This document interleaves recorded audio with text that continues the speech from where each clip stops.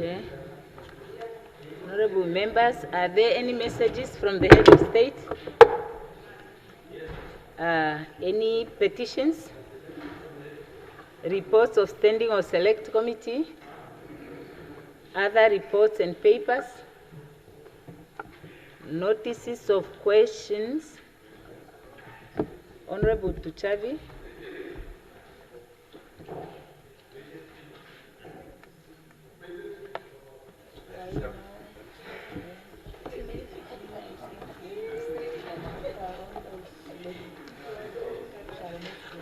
Thank you for the floor, Honorable Speaker. I rise in terms of Rule 134 of the Standing Rules and Orders, but most importantly compelled by the strength of the masses of the student population. And as a student who once rose in this House to commend the Ministry of Education, Innovation, Youth, Sport, Arts and Culture. Thank you once again for the floor, Honorable Speaker. I will repeat my question. I rise in terms of Rule 134 of the Standing Rules and Orders, but most importantly compelled by the strength of the masses of the student population. I do so not only as a representative in this House, but also as a student who previously rose to commend the Ministry of Education, Innovation, Youth, Sports, Arts and Culture for the reintegration of the Namibian Students' Financial Assistance Fund into the Ministry of Education.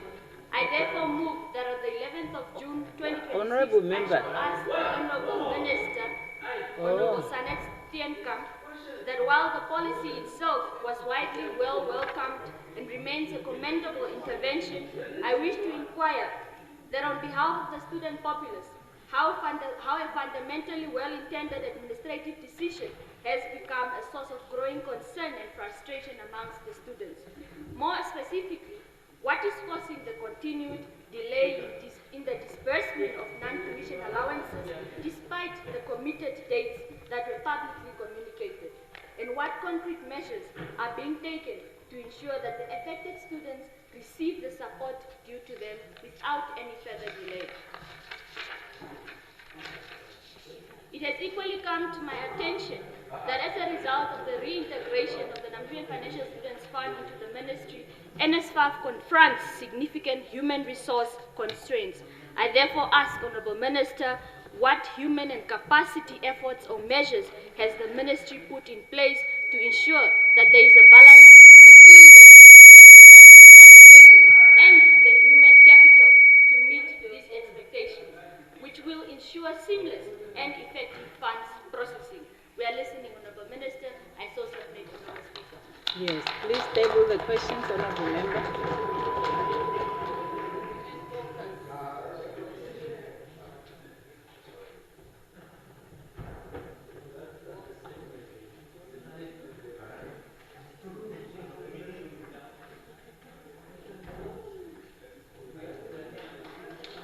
Honorable Lukato.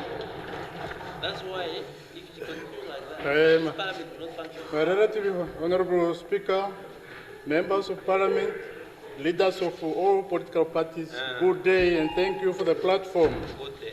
Today, Thursday, 4 June 2026, I hereby give notice that on Thursday, 11 June 2026, I shall ask the Minister of Home Affairs, Immigration, Safety and Security, Honorable Lucia Ipumbu, the following questions. Honorable Minister, it's been reported that between January 2025 and 2026, more than 158 people were reported missing in Namibia, with over 100 cases reported still unresolved. The increasing number of missing persons has caused serious concern among the public affected families.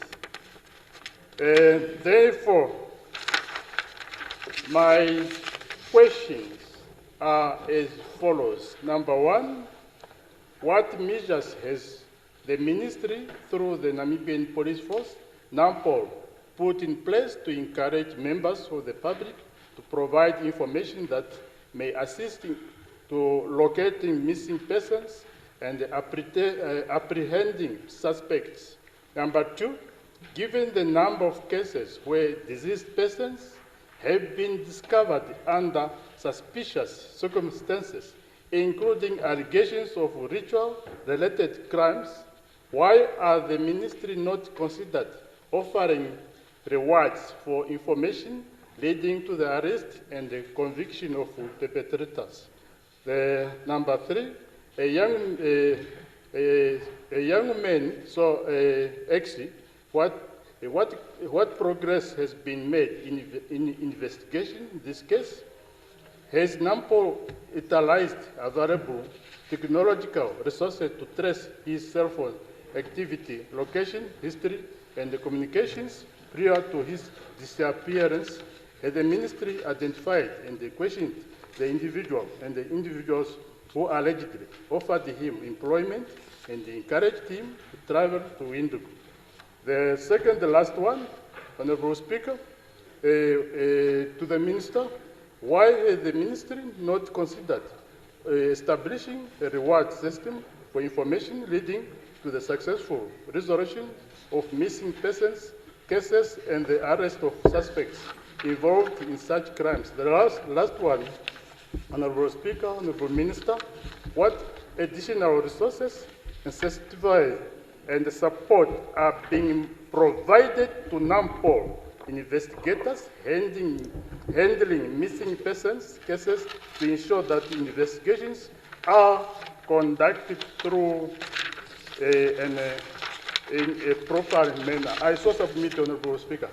Please table the questions, Honorable Member.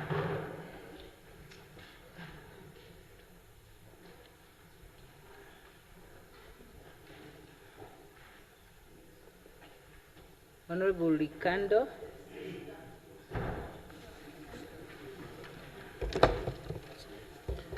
I hereby give notice that on the 11th of June 2026, I shall ask the Honorable Minister of Environment, Forest and Tourism the following questions. Honorable Speaker, the recent decision by the Minister of Environment, Forest and Tourism to award a private management concession at Sandwich Harbour has caused a significant public outcry. By imposing a dual fee system where a private concession fee is tacked on 2 standard park permits, we are effectively pricing ordinary Namibians out of their own national heritage. Given that Sandwich Harbour is a highly dynamic, self-rehabilitating coastal ecosystem, the state's decision to outsource access control and fee collection raises serious concerns about economic exclusion, market monopolization, and accountability. On behalf of affected citizens and local operators, I submit the following questions to the Honorable Minister. 1. How can the Minister justify a dual fee system that prices ordinary Namibian citizens out of experiencing their own national park? 2. What specific value does this private concessionaire add that MEFT lacks the capacity to manage directly? Question 3. How will the ministry prevent this private operator from unfairly restricting access or disadvantaging competing independent tour guides? Question 4. What is the financial justification for locking the state into a rigid 25-year concession on an unstable shifting coastal terrain?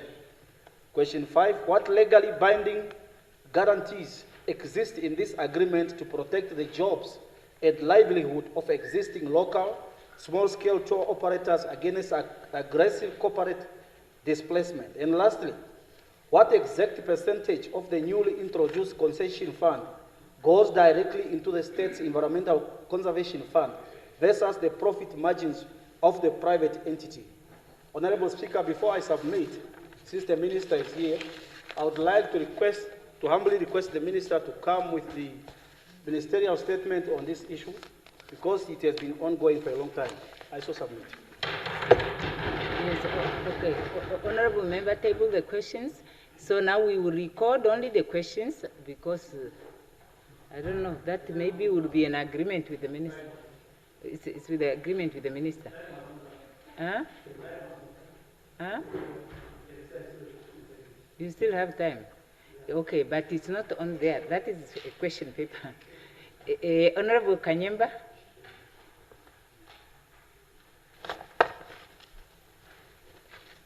I hereby give notice that on Thursday, the 11th of June 2026, I shall ask the Minister of Defense and Veterans Affairs the following questions. Honorable Speaker, we are very much aware of the ongoing legal battle surrounding the procurement of fuel for the Namibian Defence Force. Specifically, the ministry's reliance on the private entity to supply fuel despite public outcries. The ongoing court case and questions regarding why the state is not purchasing directly from local oil companies demands urgent accountability. Fuel is a very critical national security commodity, and its procurement must remain cost-effective and strictly aligned with our laws. I therefore ask the Honorable Minister the following questions. Could the Honorable Minister clarify exactly who is currently supplying fuel to the ministry and whether any temporary emergency suppliers have been brought in due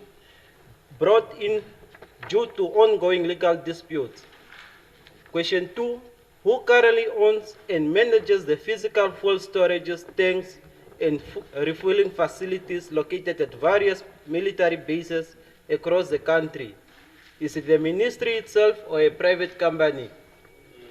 Question 3, what is the exact financial nature of the ministry relationship with the current fuel supplier?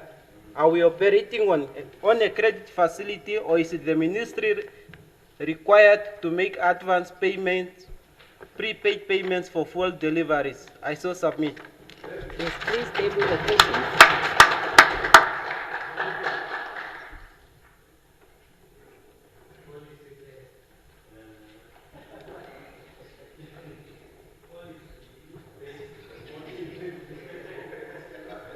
Honorable Mbundu. Thank you, Honorable Speaker, Honorable Members. I hereby give notice that on Thursday, the 11th of June, 2026, I shall ask the Minister of Finance, Honorable Erika Shafuda, the following. I wish to direct the following question to the Honorable Minister concerning the decision by Namibia Post Limited NAMPOS to issue termination notice to fixed-term employees whose contracts are set to expire on the 30th of June, 2026. This decision comes at a time when NAMPOS branches across the country continue to experience persistent long queues, service delays, and operational strain. Of particular concern is the impact on vulnerable citizens, especially elderly pensioners, who rely on NAMPOS for the collection of their monthly social grant. Any reduction in frontline staffing under this condition raises a serious question about service continuity, institutional planning, and protection of essential public services in a context where unemployment remains one of Namibia's most pressing social economic challenges. The termination of experienced and actively serving employees appear consistent with both service delivery needs and nation employee priority. Thus, I ask the following question. What operational, financial, or strategic considerations inform Post's decision to issue termination notice to fixed-term employees despite ongoing service delivery pressures and persistent long queues at branches nationwide? How many employees are affected by this termination notice? What categories of staff are included, and what assessments were conducted regarding the potential impact of their departure on service delivery and pensioner support services? Question 3, in light of continued queues, delays, and risking demand for postal and financial services, particularly services relied upon by pensioners, how does the Minister justify workforce reduction instead of retaining trained personnel already embedded in service delivery? Last question. Does the Minister consider this decision consistent with government stated commitment to job preservation that improve public service delivery? If so, how is this alignment being ensured in practice? I so submit. Please table the question.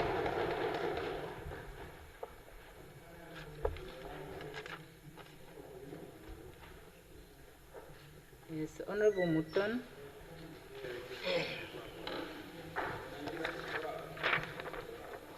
I hereby give notice that on Thursday, 11 June, I shall ask the Minister of ICT the following. The Ministry of Information and Communication Technology in Namibia is mandated to lead the nation's digital transformation, coordinate government information, and promote ICT growth.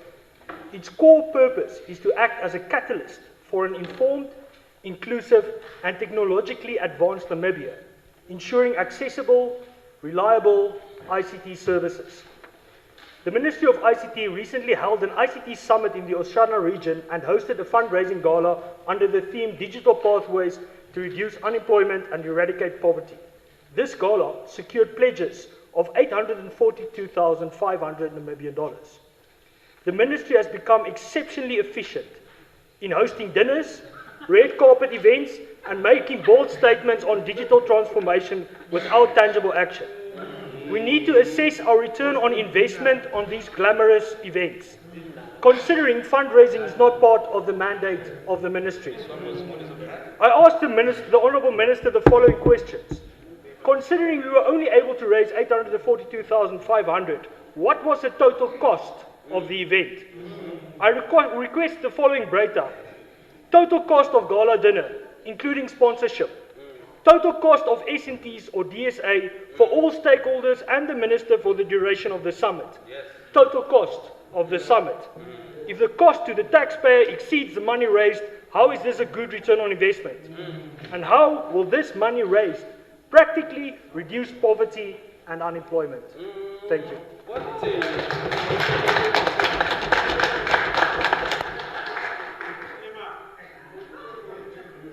Yes, thank you. Honorable members, I just want to remind us, please, to resist the temptation to imply all sorts of things in the questions. Let's just pose the questions. Yeah. Honorable Karonda, that's what the rule says. I don't know why, honorable members, you keep saying aye. I'm not making the rules as we go along. Honorable Karonda is the oral question you said. Honorable Karonda, switch off and press again. Honorable Ampanda. Okay, please, yeah, very good. Honorable Haitota.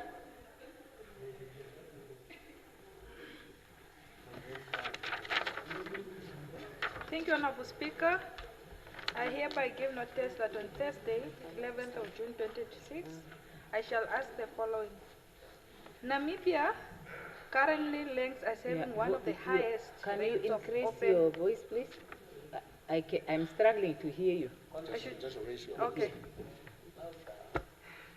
Namibia currently ranks as having one of the highest rates of open defecation in the world, with approximately 40% of the Namibian households lacking toilet facilities and practicing it regularly. Approximately 40% to 47% of the total population relies on the bush, open fields, or informal dumping sites. While rural areas, particularly the Zambezi and Kavango regions, are heavily impacted with an open defecation rate approaching 76 to 77%. The crisis has also spilled over into urban centers. Informal settlements like Windhoek, Havana, or Swakopmund, DLC, have large populations without access to running water or proper toilets, forcing thousands into open defecation. In light of this public health concerns, I here ask the following to the Minister of Urban and Rural Development. Honorable Minister, has the Ministry identified priority locations for the construction of sanitation facilities? If so, how many? What percent that capital budget allocated to the Ministry has been set aside for this construction? Last question, can the Minister provide a breakdown of construction schedule? I so submit. Very good. Yes, please table the questions. Honorable Member.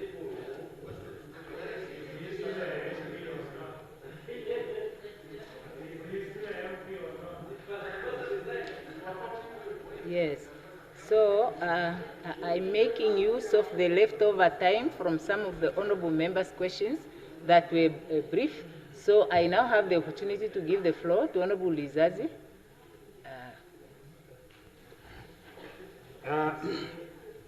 Good afternoon, Honorable Speaker. Yes, good afternoon. I seek your indulgence for a few minutes. It's with a privilege. Point of privilege. Yes. Okay, let me hear the point of privilege. All right. Honorable Speaker, when I entered, I was hoping to hear that you are going to tell us and apologize to us for keep quiet. For yesterday, incidents where you called off before the time because the rules were broken. We were supposed to knock off at 17:45, but then we were blocked, and then you went out of the routine of business also, and you did not tell us how and why, because we did not see the reasons of you going out of the routine of the day. Why am I saying so? I'm reading from Article 21 of the Namibian Constitution, sub-article 1A, freedom of speech. And we are all representatives of the Namibian people, and we are sent here to represent the Namibian people. And the questions that we pose in this parliament are coming from the masses. Now, when we were blocked yesterday, those questions were also blocked and the time was blocked for them not to be heard in this parliament. Now, we are asking... Now Honorable Member, can you please round up? Yeah. The point of privilege is too long. Yeah. Yeah, No, you are making a statement. My privilege is to ask the Honorable Speaker that are you going to apologize or not, because the Constitution is very clear. It's Okay, the supreme okay. law of Now this you may land. take your seat, please, Honorable Member. You are out of Who order. are you? You are out of order, Honorable I'll Member. use the- That was an abuse of point of privilege, and it is exactly conduct of this nature that causes the presiding officer to decide not to give the floor on point of privilege, because the rules do empower the presiding officer to not allow a point of order or point of privilege if it is in the view of the presiding officer considered that that is being used to disrupt the proceedings of the House. Now that is the first point. Secondly, the rules empower the presiding officer to suspend the proceedings for the day or to call off the proceedings for the day if the House descends into disorderliness. And thirdly, there is a time limit that is allocated to the items under the rules, and there is a provision under the rules that empowers the Speaker to set a time limit where the rules do not do so. So the presiding officer has set a time limit for written questions, and that time was fully spent on asking questions. Now that matter has been dealt with. I'll proceed to Honorable Kandorodo.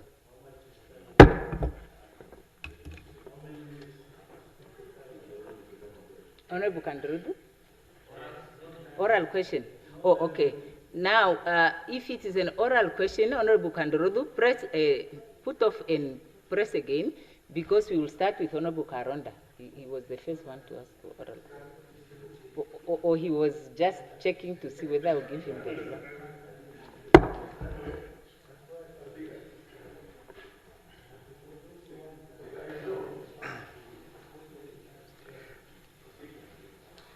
Should I see? Oh, are you having a written notice of the question, Honorable? I think I saw Honorable... Mine is oral. I saw Honorable Karonda first, I think. Yes, I asked him to do that, and then you came and I asked you to do the same. So you are next.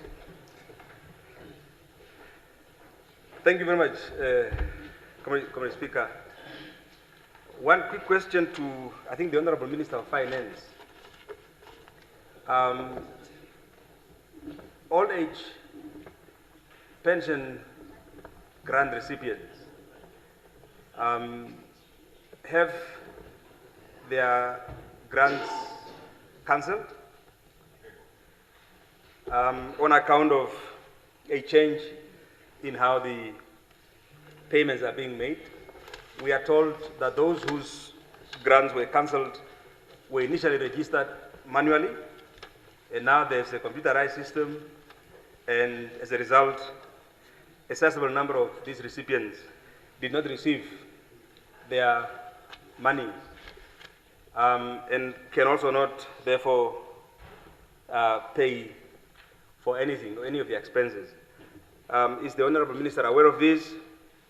And if so, how many of these beneficiaries are affected by this change from manual to electronic or computer, computerized system? And how soon can this be corrected? Because there are people who are waiting to receive their money, but if they are to register now, they are told they will have to wait for another 3 months before they can receive anything. Thank you, Speaker. Yes, thank you, Honorable Minister.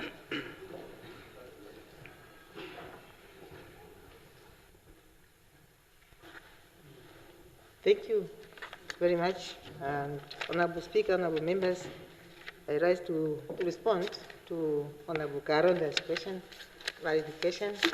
Yes, we are in the process of verifying the legitimacy of beneficiaries of the social grants. A process that is not unusual to us, because even GIPF normally does the verification of beneficiaries. So when we did the verification, we have realized that a sizable number of beneficiaries do not have all the documents that need to be there. So we just wanted to do that verification to ensure that we are really paying the beneficiaries that are also reflected in the National Population Registry system. So we are doing this verification, cross-referencing it to the National Population Registry system. So the verification process has started, and in the event that the suspended beneficiaries are found to be legitimate, we are going to ensure that there's a supplementary payment that has to be made.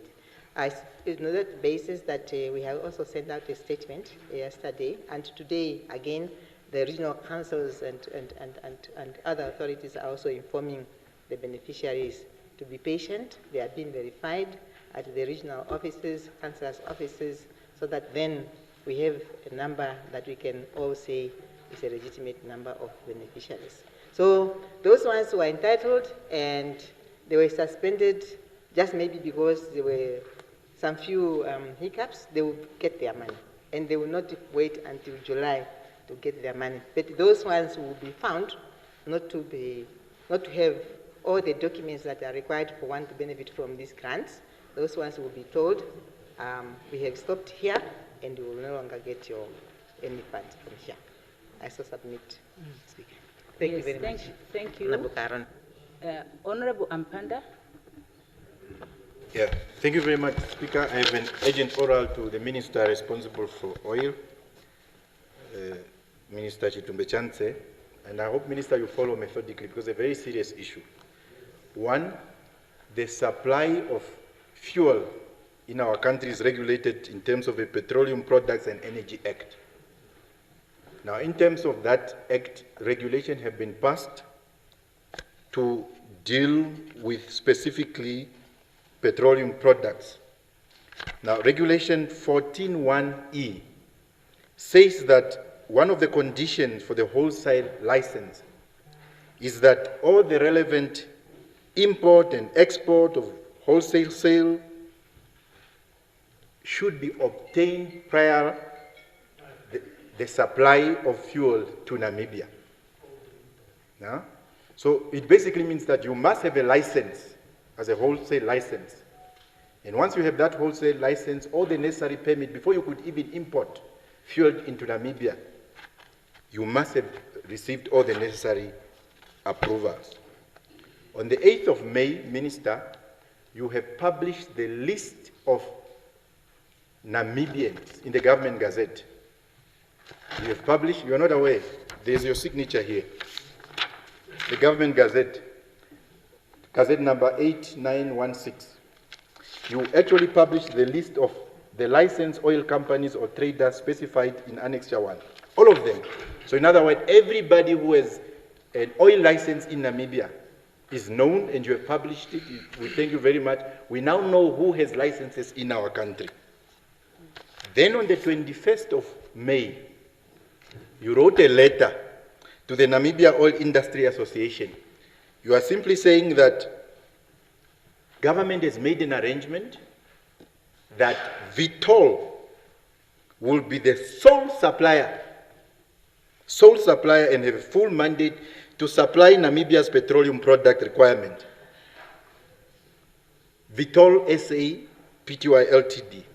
Now remember, you have already told us who has a license. The regulation and the law says that for you to supply and import, you must have a license. Then on that day, you indicate that this is an arrangement. Now, Vitol will be supplying. On the list that you published, Minister, Vitol does not exist. Vitol does not have a license in Namibia. Now, let's assume, could Vitol have had a license in maybe some mysterious ways? It is not possible, because in terms of those specific regulations, again, in order for you to qualify to get a license, in terms of those specific regulations, there are two things. You must be Namibian. One is that an entity must be Namibian. You must be Namibian. If it's a legal, if a juristic person, you must be registered in Namibia in order to get a license. So number one, we know now that Vitol does not have a license according to to the license we have published. But even if overnight Vitol got a license, it's not possible, because you must be Namibian and you must be registered in Namibia. Vitol, we have checked with VIPA, Vitol is not registered in Namibia. So it's not possible for Vitol to get a license. Now, effectively is very important. Now, effectively, that directive have done also is that since Vitol was given the sole mandate to supply all these petroleum products, it basically meant that the licenses of others who have a license to import fuel in Namibia, that portion has been suspended. Is it possible for the minister to do that? Absolutely not. It's not possible. Because the regulation 31 says that the minister may not cancel or suspend the license or a certificate unless the minister has informed the license holder, setting out the failures and asking that person an opportunity to be heard. That letter of the 21st of May was written on the 21st of May, and everybody was given a date of 21st of May, 10 o'clock. So that letter was received by some at 9 o'clock. The due date that must comply is 10 o'clock. Now, so we now know that Vitol doesn't have a license. We now know that it's not possible for them to get a license unless they are not registered in Namibia. We also now know that the effect of cancelling the conditions of, including NAMCO. NAMCO cannot import. With their license, they cannot import in terms of this direct, because of this sole mandate. Now, interestingly, Honorable, yes, I'm concluding. Yes, so that I'm concluding, so that, yes, because when I'm asking the question, I understand, Speaker, I'll conclude, because the minister must be able to understand where the question is coming from. The honorable members are disturbing me and you there. Okay. Can they just please? Yes, they will keep quiet now, Speaker. Now, the letter of the 21st of May says the person that government has given a sole mandate unlawfully, illegally, is Vitol SA Ltd Pty. I guess maybe you want to say Pty Ltd. Now, the person who's negotiating actually the terms and condition of back petroleum product supply is Vitol Bahrain. Government announces that is Vitol SA. The person who's negotiating the terms of engagement is actually Vitol Bahrain. So none of them, Vitol Bahrain doesn't have a license here. Vitol SA doesn't have a license. It's also not possible for them to get a license because they are not registered in our country. It's also not possible for you to interfere with the license without giving them. And this is the dilemma as I'm coming to the conclusion with my question. This is a dilemma that the 8th administration put us in. You identify the correct problem. You identified the correct problem, and we agree with you on that. But you use the wrong method to address the correct problem. Now, that is the dilemma that put us in. Because then you don't know what to do. The problem must be addressed, but you are using the wrong method. You mean somebody beats my father, I must just go and beat them, not go to the police. Right? So I therefore ask the minister the following in conclusion. 1, is the minister aware, number 1, that the decision to award the toll in terms of the letter of the 21st of May is unlawful in terms of the laws of Namibia? Because 1, doesn't have a license. 2, it's not possible for it to have a license in terms of our law. That's the first one. Number 2, is the minister aware the effect of the 21st of May letter is that you actually suspend the condition of all those people that have been licensed? When the Regulation 31 prescribed the process, you can still do that, but you could have done it differently. Lastly, is the minister aware that you have awarded Vitol SA, but the one who's negotiating is Vitol, Bahrain? Yes, Honorable Minister. Yes, Honorable Minister. Yeah. We are going to answer. Honorable members, please.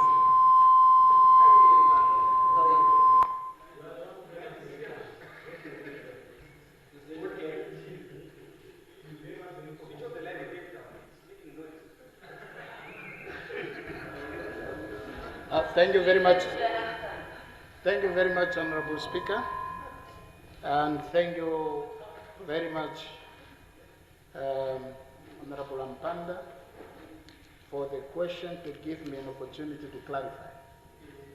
1, there is only one Vitor having an administrative office in South Africa and is registered as Vitor Bahrain, which has been supplying oil or petroleum products to Namibia for the last 6 years.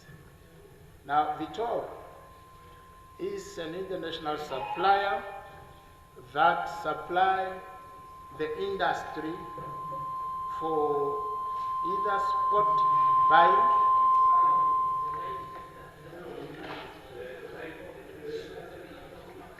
and have been supplying the 4 wholesalers licensed, as you have stated there, for a longer period. Indeed, some of them also have written agreements with Vitor to supply them with petroleum products.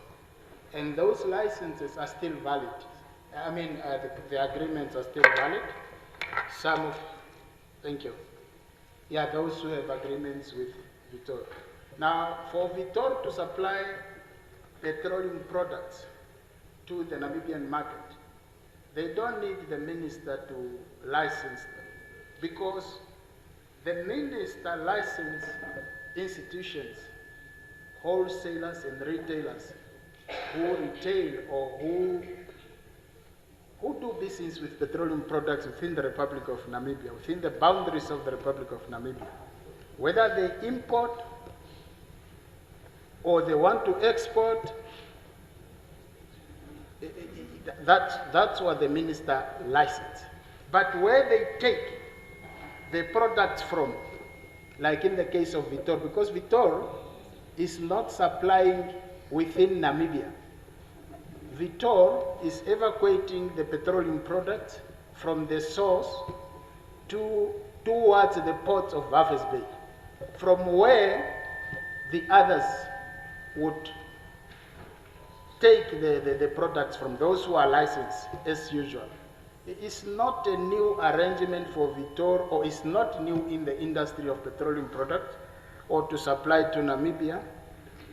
They have been supplying to the same people. Now, I also want to clarify something. The letter Honorable Member is referring to is probably a reminder. There has been meetings between the minister himself and the industry player, including the association itself. They have no problem with the arrangement. Indeed, the arrangement for bulk fuel supply is a submission by the wholesalers themselves. Already in 2023, it's not a new something that they have agreed to or submitted to government. Government only activated what the industry already wanted. And indeed, they have made their offers because they were in agreement. We had meetings, we discussed the issue. So they participated in the process. I see no legal problem with the arrangement as far as that is concerned. And indeed, I should also inform this August House that that is the route where we are going to. Because the route for bulk fuel supply is actually to remove premiums from the products so that we end up only paying the basic fuel price instead of allowing the end consumers to pay basic fuel price in addition to premiums. So I'm not sure whether I have answered your question to your satisfaction, Honorable Member, but really that is what it is. And good enough, I'm happy to say we are saving 1 billion, Honorable Speaker, with that arrangement. Thank you. Honorable Kandorodu? Oh, do you have a follow-up question, Honorable Anton? Honorable Kandorodu, just 1 moment. Yeah, so the issue, I'm not going to spend time on intention. We're already clear. We agree that you're addressing the problem. We are saying you are addressing it the wrong way.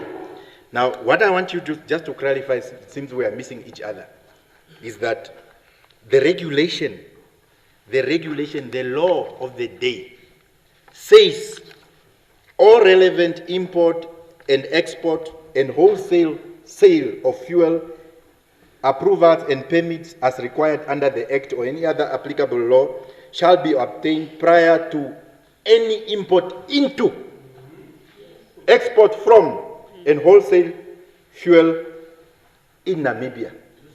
Now, what has happened, why it wasn't a problem, how you're explaining it, is that those 4 wholesale licensees, those ones with those licenses, where they are getting the fuel from, it doesn't matter, correct? Because they have a license to import. What you have done with the letter is to interfere with this. Because you are saying, not NAMCO, not Vivo, not Puma, not those 4, but Vitol. Vitol doesn't have a license in terms of regulation, of the regulation 14.1E. Those other ones, the 4 of them had. That's why we are missing each other. Okay. Those ones, the time is finishing, otherwise he won't be able to. No, yes, I'm clarifying. So that's the first thing, is that those other ones, the law was not violated at all before, for all those years, because those ones were utilizing their licenses. The effect of this letter is that it's only Vitol. Now, Vitol doesn't have a license. You don't dispute it. You are saying Vitol doesn't need a license. Those other 4 had the license. That's why there wasn't an issue where they are sourcing it from, because they have a license to import from whoever, even including Jesus. The problem is, this guy who came in now doesn't have a license like them. So you suspend them over this one. So the person must answer now, the minister must answer. No, that's why I'm trying to clarify that. That's where we are missing each other. These guys don't have a license to do that, because the regulation requires anybody, including Vitol, to have a license in terms of that specific regulation. Now, unless you are saying, maybe where we can find each other, unless you are saying this letter, maybe you are using wrong words, sole mandate and full mandate. If you can confirm to me here that, Minister, that those are clear to you. So if you are saying, Minister, that sole mandate doesn't mean, if you are saying, Minister doesn't understand, you are just, I'm trying to get the answer. So if, Minister, you are saying sole mandate, sole supply and full mandate does not suspend the condition of other license, if that's, what's wrong with you? Yes, So, Honorable if you are saying, Minister, that maybe the language here of sole mandate doesn't suspend, I will be satisfied to say that the licenses of all those other suppliers, including state-owned NAMCO, is still intact. That would be the issue. Maybe those aspects, if you can just clarify those Honorable aspects member, the time of is the up language. now. The time is up now, and I cannot give the minister the floor to respond. No! Honorable members, why do you think you seem to be the only one with the right? The rules allocate... No, Honorable Minister, please take your seat. The rules prescribe 20 minutes for urgent oral questions. I note that the issue is a topical one, but I want to emphasize a point that I had made on another day, specifically on this issue, because I can see the member is very passionate when he is raising the issue. It is very clear that the member is concerned by something that the minister said in response. He feels that it does not address the concern. And I have said in this House on numerous occasions, questions is intended only to probe, to query, so that we can get answers. But if the answer, gives you an impression that something is not right, there is an opportunity in terms of the rules that the matter can be pursued further. And that cannot be through questions and answers. So what is happening here now is no longer a questions and answer. The question has been posed, the answer has been provided. Obviously, the member is concerned by certain aspect of that answer, but that is not a follow-up question, it's a statement of what is, looking like a fact. It has to be established whether it's a fact. But in terms of the rules, I make a ruling that this matter, Honorable Member, that we are out of time now. The question, okay, what do you like to do now? Minister, to clarify, maybe you're saying I'm passionate about it, and because of that, you might not have heard what I'm asking for clarification. I asked him to clarify two things. One is that the rules still require withdrawal. That's the second aspect is that if the minister can just confirm to say the letter does not invalidate the existing licenses on a sole mandate and sole supplier. That's what I asked the minister to clarify, only those two areas. The other aspect would have been addressed instead of some committees that don't sit. Honorable Member, and the minister wants. I hear you, Honorable Member, we are out of time on this issue. The discretion is not forced. It's not forced. So, Honorable Members, please, the time is up. I can no longer receive questions on the matter. So now I have to proceed. Notices of motions. No, the time is up. The minister is not given the floor by the presiding officer because the time for urgent oral question is, it is not about him wanting to answer. He has to be given the floor by the presiding. He is not given. You are out of order, Honorable Member. Yeah. No. Notices of motions. Notices of motions. Time is up. Unfortunately, Honorable Member, you can't ask anymore. The time is up. There is no time for questions anymore. No. Yeah. Honorable members, can we first, you see, everything starts with compliance. It starts with compliance. It becomes difficult for the presiding officer to exercise flexibility, to extend the time. If the presiding officer is pressurized through a conduct which is disrespectful and unprocedural. Now, notices of question. My honorable brother, please take your seat. The time is up for questions. Notices of motions. Okay, Honorable Lucato, is that a notice of a motion? Please proceed.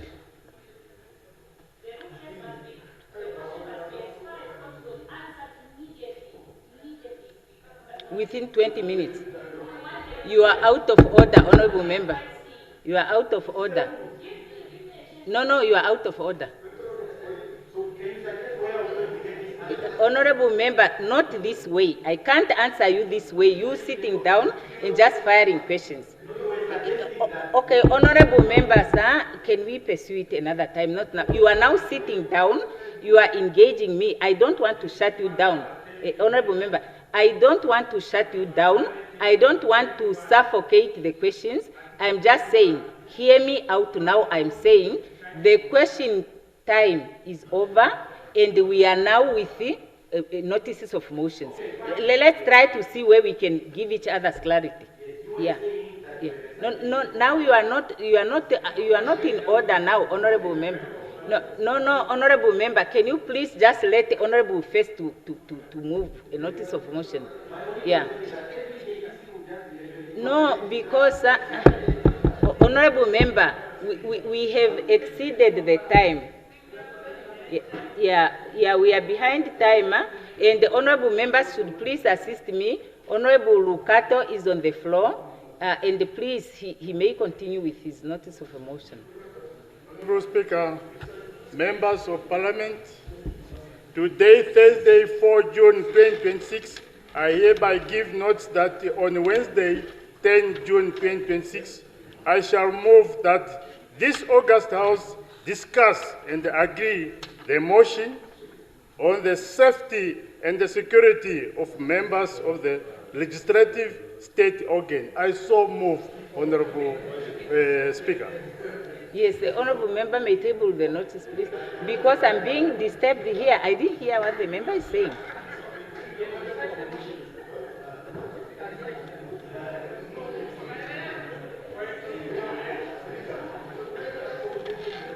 Honorable Mr. Can I have it?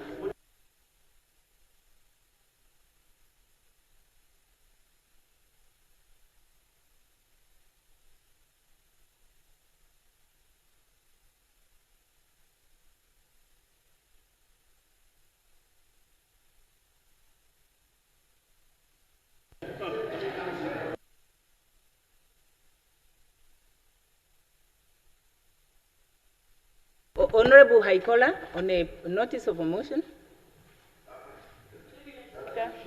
Oh, okay, so we first proceed with the notice of motions. Honorable Kambala, notice of a motion? Honorable Speaker, I hereby move in terms of Rule 124B, read together with Rule 76, 1C, the standing rules and orders that Honorable Vino Trafeni Hangula be granted leave of absence from today, 4th of June, until the notice. Yes, thank you. You may table the motion.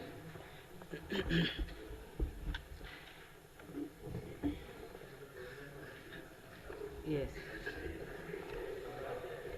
Yes, honorable members, I would just like to indicate that in terms of Rule 76, Rule 76, the Assembly may grant a member leave of absence, A, that the member's illness renders the member unable to comply with his or her duties and functions, B, the member's close family member contracted a serious illness or died, C, the member must attend to urgent matters, D, the member must attend to parliamentary activities and functions or must go on public or official business, or E, the member is excused by the Assembly for any other reasonable cause, and F, the member's chief whip or party whip agrees. So what this rule actually says is it must be stipulated what the reason is that the member cannot attend the sitting. So a member cannot just say we ask for leave until further notice. It is not correct. It's not me, it is the rule. That's why I read it out to you. Yeah, I read it out to you. Okay, now, Honorable, you had a what point of, on what point do you want to raise? Oh, okay, just later.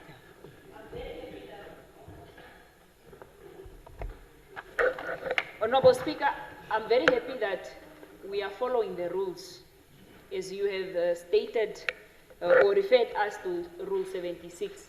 Now, I would like to refer, Honorable Speaker, to Rule 135 under urgent oral questions. So the rule says the presiding member may allow time for urgent questions to minister on any sitting day. 2C must as far as possible, be answered immediately. So the question that the Honorable Member, Honorable Prof. Mpanda, have asked Honorable Amse was not answered immediately. So, Honorable Speaker, I would like Honorable or the Minister to answer the question as per the rules. Urgent oral questions must be answered immediately, Speaker, not any other days. Thank you. Yes. Now, Honorable Member, take your seat. First, you are out of order. With that, I listen to the member. I listen to the member without an interjection. And I would like you to listen to me without an interjection. The member is out of order for the following reasons. First and foremost, in terms of Rule 185, time limits. Is it 85 or 80? No, you don't tell me how to rule. What is the time limit?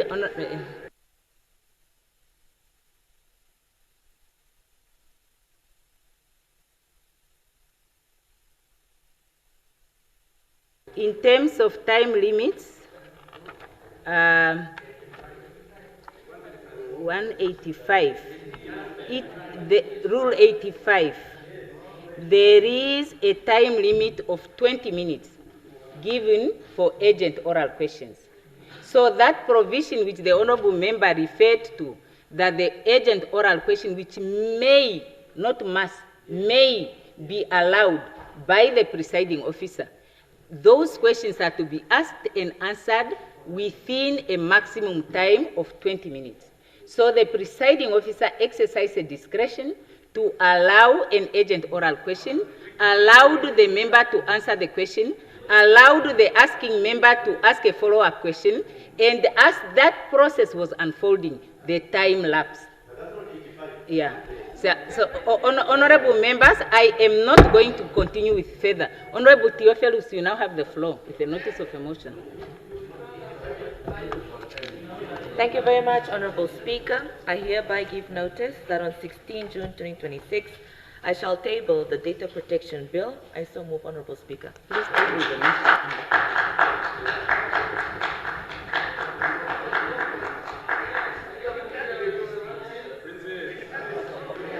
Honorable Mbundu.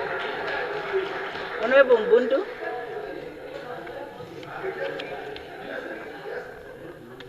Thank you very much, Honorable Speaker. I hereby give notice that on Thursday, the 11th of June, 2026, I shall move that this House discusses the following. The introduction of Odometer Protection Act, or alternatively, the amendment of the Road Traffic and Transport Act 1999 to criminalize odometer tampering, protect consumer and regulate the sale of imported used vehicle in Namibia. The motion will further call for compulsory mileage verification of imported vehicle, stronger penalties for dishonest dealers, and remedy for buyers who suffer prejudice through false mileage representation. I shall further move that the motion be adopted and referred to the relevant Parliament Standing Committee for further scrutiny and report back to this August House. I so move. Yes, Honourable Member, please table the question. Or rather the motion. Yes, Honourable Lizazi. Thank you very much, Honorable Speaker. I seek your indulgence on the point of privilege. Just 2 minutes. No, 1. Okay, 1 minute. I go to Rule 117. That shows the routine of the day. I don't see time allocation for every item. I wanted to understand there because every day when we come, you place 20 minutes for both written and oral questions. So why so? Because the only questions that have time limit is the oral questions, urgent oral questions. These ones are on the routine of business. There's no time allocation for any item there. Where did you drive that? Thank you. Yes, Honorable Member, I don't know what time limit you are asking, where I derive the power to put a time limit, but let me just say the following. The rules provide time limits for issues specified under, is it Rule 85? Is it 185? And then Rule 8 says, where these rules do not make a provision, the presiding officer may make a ruling. And I came to this house sometimes back, and I made an announcement setting time limits for a number of issues for which the rules had not set a time limit. And those included, and I have a list here, which I read in this house, written notices of questions, a total of 20 minutes, because the rule only provides for urgent oral questions. And then I say the two sets of questions will now together have a total of 40 minutes. Then I said notices of motion, a total of 20 minutes. 3 minutes limit is set per individual notice of motion. Then ministerial statement, where there was no limit, I set a time limit of 20 minutes. Total time allocated, 20 minutes. Yeah, reports, 20 minutes. Yes, so total time limit is 20 minutes. I made an announcement in that regard. Now, having said that, it is time to go for break. Honorable, for 20 minutes. Now, when we come back, Honorable Member, it's... No, I have something to do during break. Honorable Member, please, after the tip break. Okay? Yes,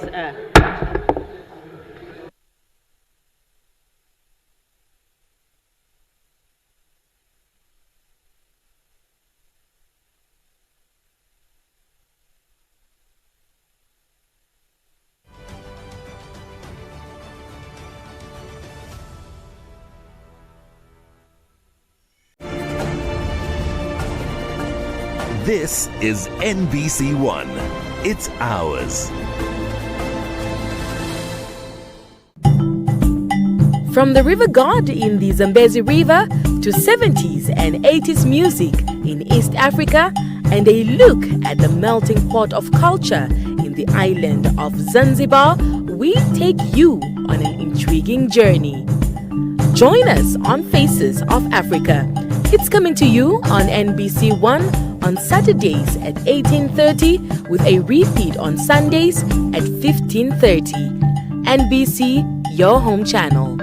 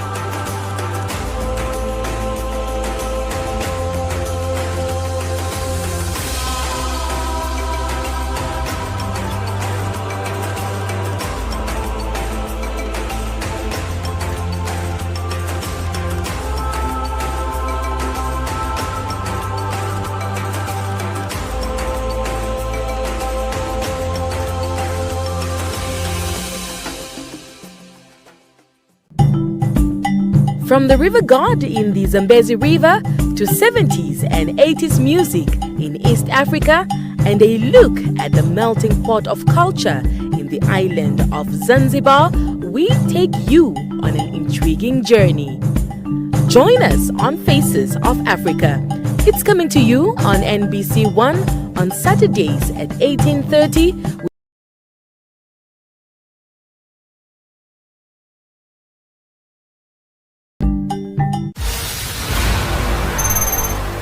This week on In the Community with me, Ilago Shitatala. I must say I trust animals much more than I trust people. Last time we saw people in the bush hunting was about 5 or 7 years ago. we uncover Omaheke's animal conservation triumphs at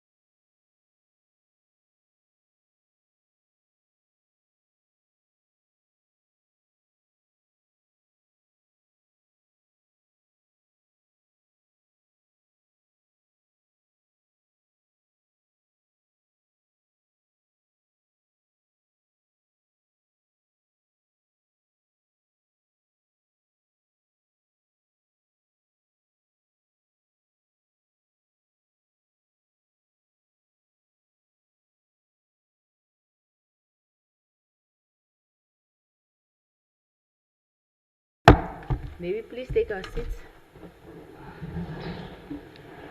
Okay. Then we continue. Was the Honorable Ampanda asking for a point of privilege? 1 minute, please. Then we proceed. Yes.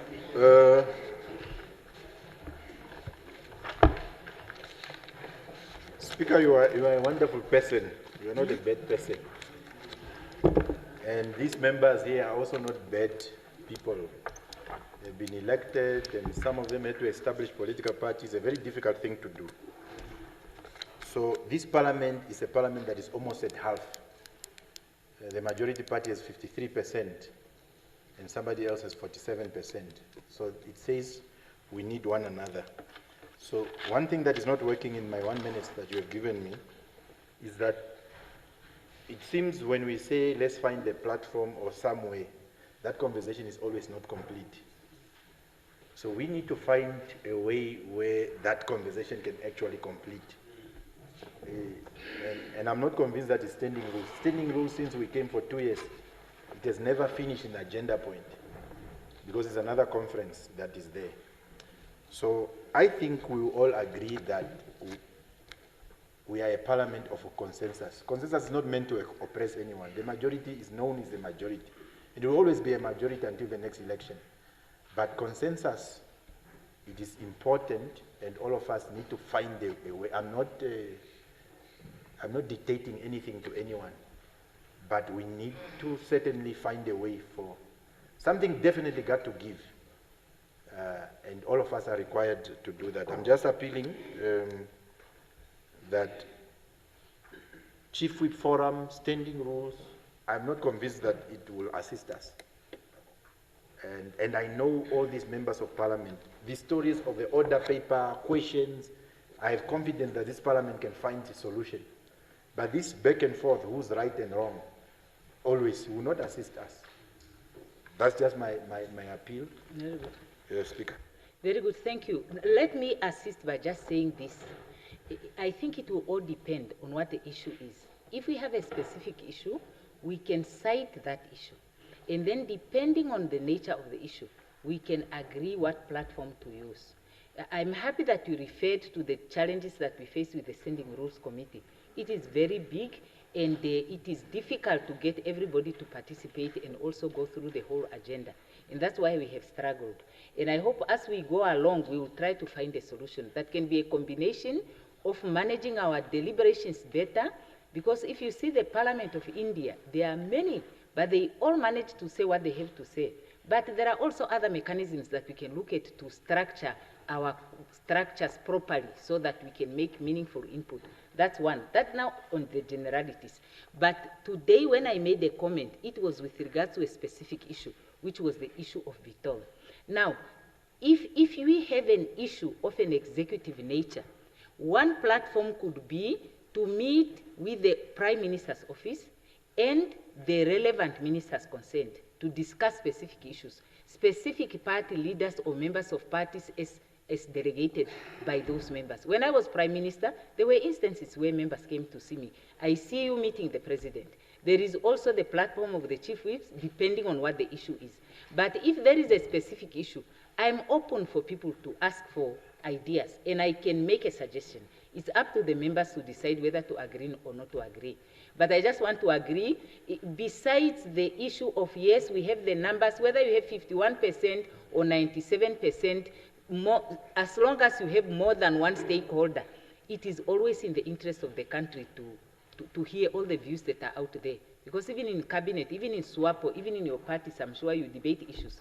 So you listen and you take out what is constructive, because the interest is only to optimize the interest of Namibia. So if we can agree there, we can follow up on these specific issues, and when we can try, and my view is Office of the Prime Minister can be one approach specifically on the issue of Vitol to facilitate for that discussion.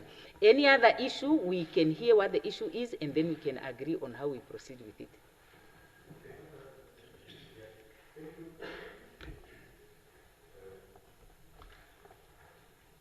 Thank you, Speaker.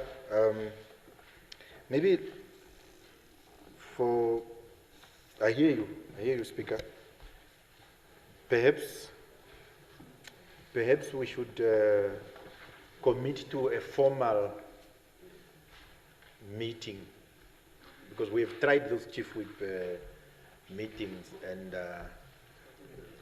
yeah, so chief whips forum doesn't exist in terms of our rules anyway, but maybe a commitment from our side is to see if we can consult with the leader of official opposition. He's our senior on this side. They are looking at each other there and then, so that we could actually have structures. I'm suggesting 2 structures, because chief whips are chief whips, and majority of party leaders are not at those platforms. And there's no guarantee you get all these chief whips, and when they go back, they are chastised by their party. How can you agree to something like that? So maybe let's commit, we will commit to consult and maybe get a framework that we could propose to the office of the speaker also on our part, through the consensus that we are also talking about, and say this is the formula that we think can work. But we do hear you, and try and propose some sort of codified formal structures that can solve some of it. Because if I have to concede on an issue that I'm passionate about, I must be convinced that the platform that I'm being referred to would eventually work, and it does exist. So maybe we will commit on our part to consult and hear the views of others, and we can have a codified mechanism that we can all of us consider and approach your office, and then for the generality of the entire parliament to resolve it. But we do hear you. Very good, thank you. Now, Comrade, Honorable Prime Minister, before you come in, I just want to, so that we can move to you, to say, under Rule 27, responsibilities of Speaker, 27(1)B says, whenever possible, consult with relevant office bearers. So that doesn't specify whether it's chief whip, whether it's leader of a political party, in structures within the assembly to achieve its efficient and effective functioning in a transparent and an accountable manner.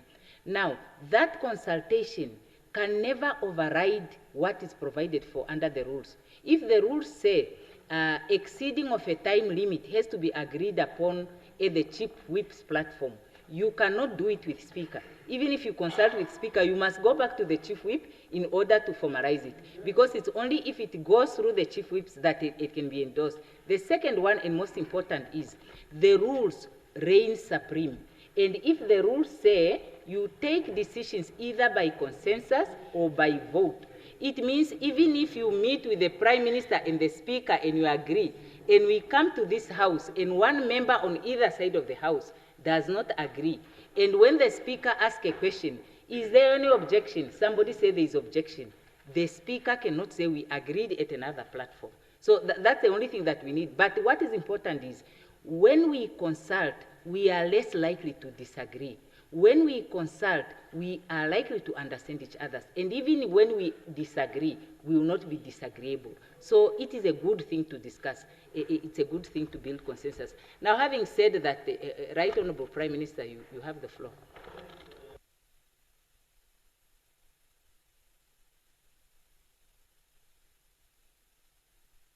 Where we have 3 branches of government. One is to make the laws, one is to interpret, one is to implement. So the one that makes the law is this one here. And Honorable Speaker, honorable members, I would not be convinced that we here, we do not know what it is that we are entrusted to do. And oftentimes I wonder, these simple books is for us here. This other book is for the National Council. Just these simple books. We expect those who are in school all over Namibia to obey and follow certain rules. But here we are every day. we will take a whole lot of time. Sometimes talking real things, which is very good, but sometimes we know what we are talking is not productive. It's ourselves here. So therefore, Honorable Speaker, I really, because it's an appeal, if it is all of us, we go back to our conscience and realize truly what the Namibian people, or why they send us in this August House, I don't think there will be a problem here. But it's just that every day maybe we want to show who can speak English better than this one, or we want, whatever it is we want to achieve, whatever it is we think we want to achieve. So I think, honorable members, if it is this book, I think let's just converge on it. And if we don't agree with what is in here, let's also toss it out and amend it to make what we think will be agreeable.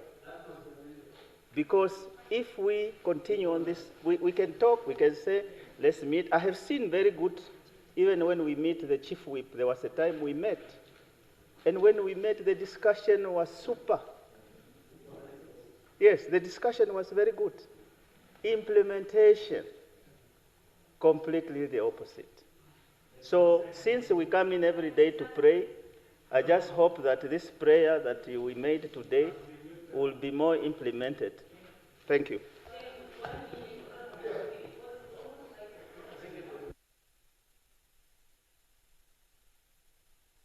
Yes, no, we are here to debate according to the order. We are now on point of privilege. You have the floor, please, for 1 minute. Yeah, no, thank you, Honorable Speaker.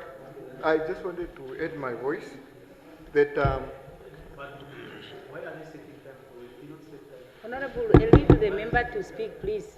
Yeah. Honorable Speaker, the only extension of this House is a committee work meetings and the whole House committee. What is the main committee one? But the proposition that you are standing rules, the proposition you are bringing forward, I'm afraid, I hope we are not on the road to implement that. We came here to represent the people, and if we are coming here with the issues of the people, we must discuss them here. Very good, thank you. Thank you. So going to the office of the Prime Minister and that, I don't think that is the correct approach to why we are here. So let us continue. What we are imploring you to do is to continue providing leadership with consistency. And thank you very much, Honorable Member. As a presiding officer and not a member of Parliament. I am. You are making accusation. Please, for example. No. Now you are out of order, Honorable Member. You are now out of order. No. You are now out of order. No, thank you very much. I just want to say I never proposed anything. I read what the rules are saying. The rules are saying, and I want silence, please, colleagues. The rules are saying, honorable members, can I have your support, please? This side, can I have your support? Yeah. Now, responsibility of speaker. I just quoted what is in here. I'm not proposing anything. The speaker under 27(1)(c). B, whenever possible, consult with relevant office bearers and structures. And then leader of government business in Parliament.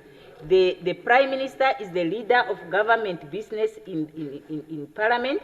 And under 41, the Prime Minister liaises with the Speaker and government chief whips on business of the House, assists the government chief whip to maintain the decorum of the House. So I'm only citing things which are in the rules. So, and it is not by force that members are going to be summoned to the consultations. Those that want to come, if Honorable Ampanda has an issue, he's welcome to come and cite this. When you are willing to do so, you do so. We are not changing anything. So now, Honorable members, we proceed. Any notice of motions? We were done, eh? Yeah, ministerial statements. Okay, report, Honorable Nekundi. Thank you, Honorable Speaker. Honorable members, the Ministry of Works and Transport has noted that the use of electronic vehicles in Namibia is on an increase, primarily in Windhoek Central area.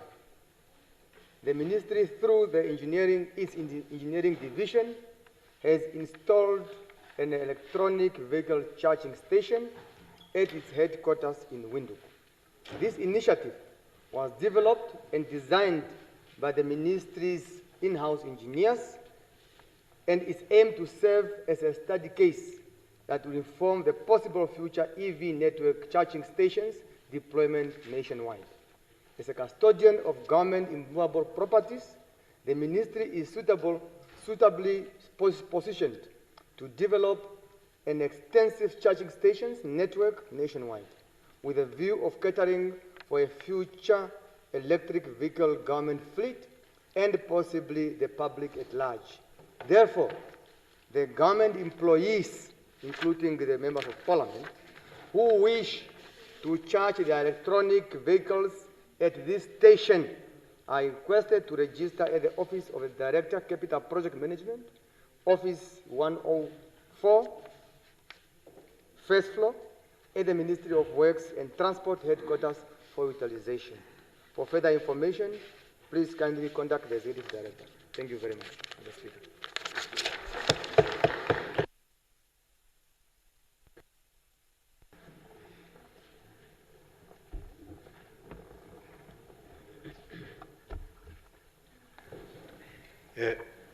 Thank you, Minister, for the ministerial statement. I think the issue is more complex than that, and I want just to ascertain whether you are alive to, and by extension, your colleagues, because it's the conversation generally about when you have a vehicle and the amount of money that you pay, you know, energy fund and what. When we fuel our cars, when the calculation of how much you pay per liter, there's a serious component there then. So the conversation about electronic cars, and which is what I want to ascertain to what extent, is not as simplistic as just having a charging station and we celebrate that. It basically means then that the more, if you have many electronic cars, that means a reduction on that Meshafuda conversation about that. So I want to see to what extent, yes, while we are celebrating that, to what extent are we actually thinking about the general implication?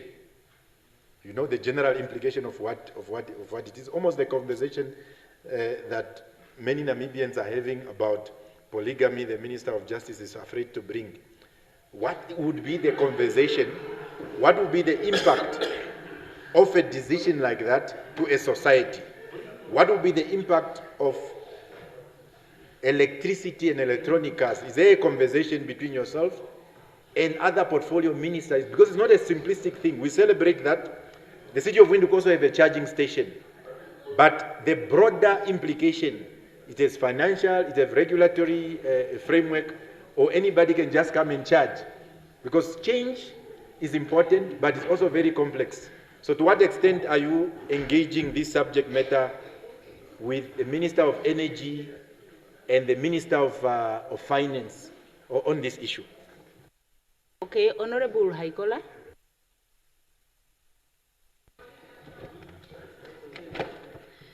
Yes, in fact, I'm just building on his questions because of the implication that these cars can also bring, how even though it's actually a very good initiative to say, so we should commend your ministry on that. My two questions are just, these registrations, are they for free, or is there a certain amount of money that the people are expected to bring when they are registering? And also, when you are charging your car, is it free? How much will it be? Will this information be given? Because I understand now it's just the registration. So it's very important all this information also to be dished out at an early stage. Secondly, like I said, it's a very good initiative. When is it going to be extended to other regions? It's only that Honorable Shifeta is not here, the previous Minister of Environment and Tourism. We had a discussion about these electronic cards, and one of the discussion was to extend it also to other regions. Thank you.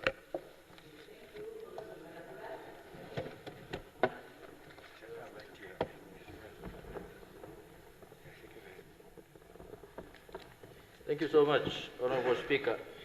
Honorable Minister, I appreciate the gesture of going futuristic, really. And it's something that the nation has been waiting for. I'm just concerned how much of the effect that would do to our grid and the cost-wise as it has been indicated.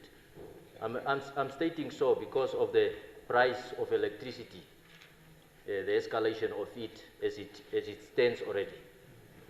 What are the implications, and how much do we have to fork out for this extra?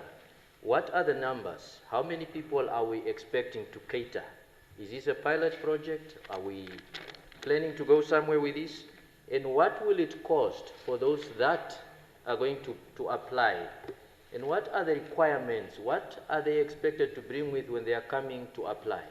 Because I'm asking this because a layman out there might be willing to start applying already. And finally, when are they expected to start that application so they can start coming in? So thank you, Honorable Speaker. Yes, thank you, Minister of Works. Thank you very much, Honorable Speaker, and the members who have raised those important questions. The issue, as you have heard in the statement, the second paragraph exactly says it's a case that we are doing now. So therefore, once the window was successful, we'll start rolling it out to the regions. Secondly, it's a solar-based, so it has no effect on our grid. So it's a solar-based in-house design, so it has no effect with that. Both registration and charging is for free, and it has started. It's for free. Registration and charging is for free. You can do it at any moment you so desire. Yes, that's why we on Bampanda, that's why we are now doing, it's a piloting. We are doing the studying, and all that we then do a comprehensive understanding of all the elements of implications, be it positive implications, negative implications, the economic perspective of that, on the pockets of individuals, and all these things will then be derived from this process. So after a period, the colleagues in the engineering department will then do compilations, and will also be presented to the public in that regard.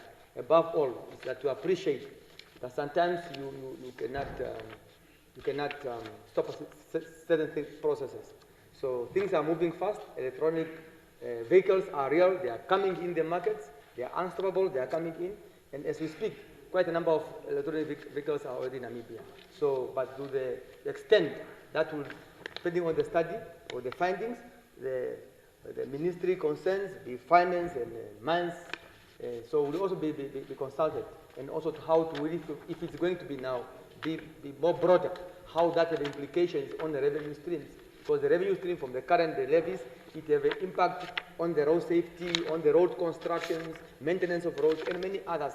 MVA, they are all some implications. So therefore, once that is done, the concept paper will be developed, and then we will then develop a mechanisms in moving forward in the hybrid proposition. Thank you very much, Honorable Speaker. Thank you. Very good.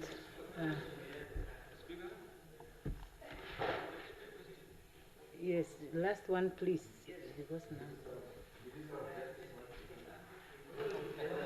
It's just a quick question. It's on the issue of cost. How much did it cost to put a thing like that up, Comrade Minister? Yes, Honorable Minister. Honorable Speaker, at this moment, I do not have the cost that was involved to develop this, but if you do not have in mind, I can provide to you. Or if you want to bring it here, I can bring it on Tuesday at the initial start with the permission of the speaker. Then I can inform you through the platform. But I'm willing to share that information. Very good, thank you. Now we proceed, honorable members. Reports from the Committee of the Whole Assembly and consequential proceedings. Orders of the day. The secretary will now read it. Oh, today being Thursday, the questions has priority. Honorable members, I hope you all have yours. It's a thick book, and I hope that one day we will reach an agreement to just put aside all questions and try to tackle this question paper. Otherwise, there is no purpose in asking questions. Honorable Ampanda, now we have too much little time now for the questions. What is it? Yes. I just want, so at one point, I always hear a report, maybe from your experience, because we have had an all-house committee, and immediately after that, people report progress, and then we go. So at what point are we where in that thing of a report of all-house and consequential proceedings? What is that report, and when is it likely to come? I've never heard it since we came, or does it exist, or like a report of the all-house committee? Yes. We have never. Okay. I will give an example. A whole house committee is a whole assembly committee, like that committee that we go into when we are done with the general debate of a bill. So instead of referring to a standing committee on standing rules or something, we go into an all-house committee. So a report that comes out of that committee is a report that is tabled at this time. So if we don't have anything that was at the all-house committee, there is no report to give. But the presiding officer cannot assume and not read out something. I always give an opportunity in case there is something. But there is nothing at this point. So now we go to the questions, honorable members. The first question on the order is 125 by Honorable Karangura to the Minister of Works and Transport. Honorable Karangura, do you put the question? I so put, Honorable. Yes, Honorable Minister of Works and Transport. 125.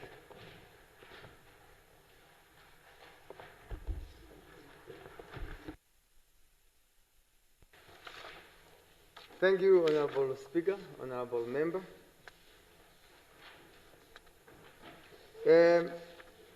Must I read out the question or just the answer? Okay, thank you. Honorable Member, as leaders of this country, just as other countries around the world, we must know what to publish and when to publish. Aviation industry is highly complex and competitive. Therefore, we must understand and appreciate the strategic scope and framework required to enter such a complex and competitive industry. Therefore, at this stage, unfortunately, we are unable to reveal much. However, I can confirm that the feasibility study is done and is now under review. We had budgeted for about $20 million, of which less than 4% have been utilized to that effect. The study was conducted by the inter-ministerial team of experts, and the study was conducted during the current financial year, that's now the previous financial year. Let the honorable member keep busy with Namibia reports as we are moving with Namibia Air feasibility studies and subsequent establishment thereof. We are focused and we are moving forward. The next one, the team is composed of experts with varying degrees of expertise, including 3 in aviation with a total of over 50 years of aviation experience. The committee also has lawyers, transport economics, and governance experts.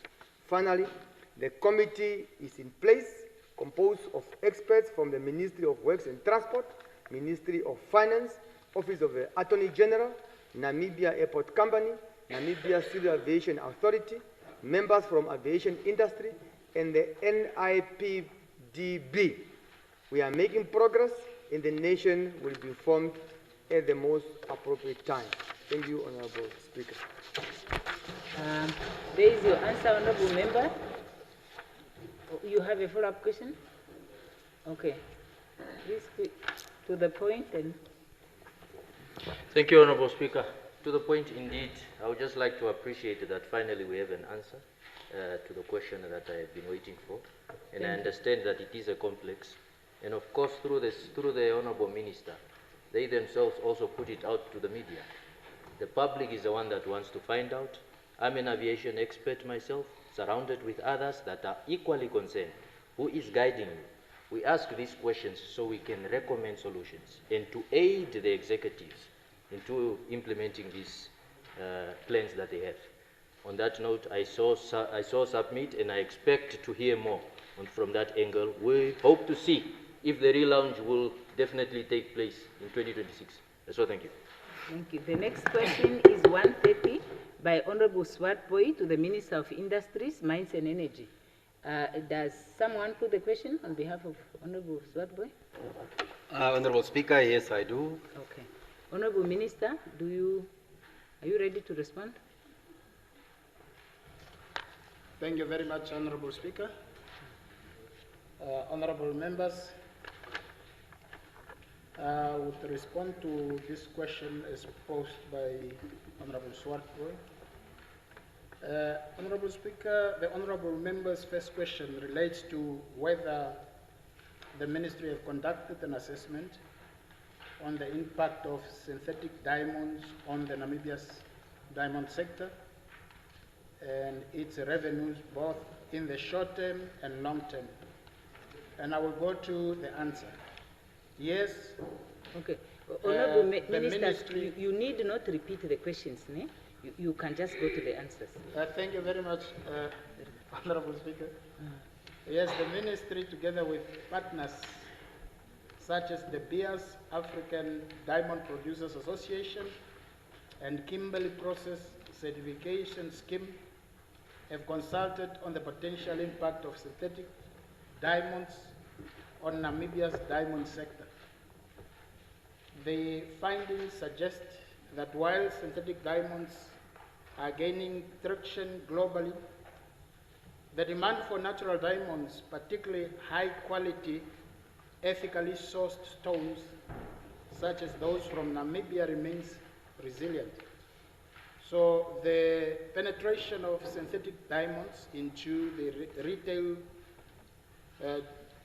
jeweler sector globally has had a profoundly negative impact on our diamond business, and this has caused prices of natural diamonds to slump significantly, as well as impacting negatively on consumer confidence, and therefore also influencing badly on the demand. So we are aware of this impact. And together with our partners, including the Beers Group, we are focusing relentlessly on category marketing for natural diamonds, as evidenced in our participation in the Luanda Roundtable discussions and followed by the signing of the Luanda Accord, which was hosted by my counterpart in Angola earlier this year, followed by another engagement in South Africa where we signed the accord. So we believe that there are still strong fundamentals that natural diamonds will continue to appeal to consumers. And furthermore, traditional luxury brands continue to steer clear of synthetic adoption. So notwithstanding this, we must remain focused on efforts to stimulate consumer demands, and most notable category marketing. And I should say, just last week we have participated as a country in another activity in the USA where we were promoting the use of natural diamonds as opposed to the synthetic diamonds. And in the short term, synthetic diamonds have had minimal impact on Namibia's revenue specifically. However, in the long term, there is recognition that market dynamics may shift, especially in price-sensitive segments, and therefore the ministry continues to monitor global trends to inform sustainable policy responses. So Namibia as a producer is protected by the current diamond sorting, valuing, sales and marketing agreement between government and the De Beers group of companies. And this agreement allows De Beers global site holders sales to buy all diamonds remaining after the participation of local site holders and the 15% allocation to Namibia. So this basically means that Namibia as a country does not stockpile any single diamond. We sell all production as a country. However, our average price per carat is being affected by factors beyond our control, and these factors affect the entire diamond industry worldwide, and it's not unique to our situation. I so submit, Honorable Speaker. Thank you. Any further questions? None? Okay, then we... Oh, no, Honorable Member. No. Yes, please. The copies, the Honorable Members, please share the copies of all the answers. The next one is also by Honorable Swartboy to the Minister of Education. Does Honorable Mvula also wish to put that question? Okay. The next one is 132 by Honorable Thomas to the Minister of Information and Communication Technology. Honorable Thomas. Yes, I so move, Honorable Speaker. Okay. Honorable Minister of ICT.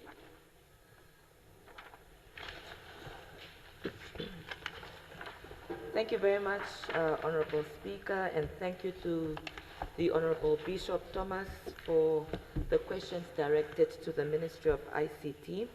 The question briefly relates to a network situation in the villages of Mahongo, Omega 3, Cheto, and Kwantoko areas. My response is as follows.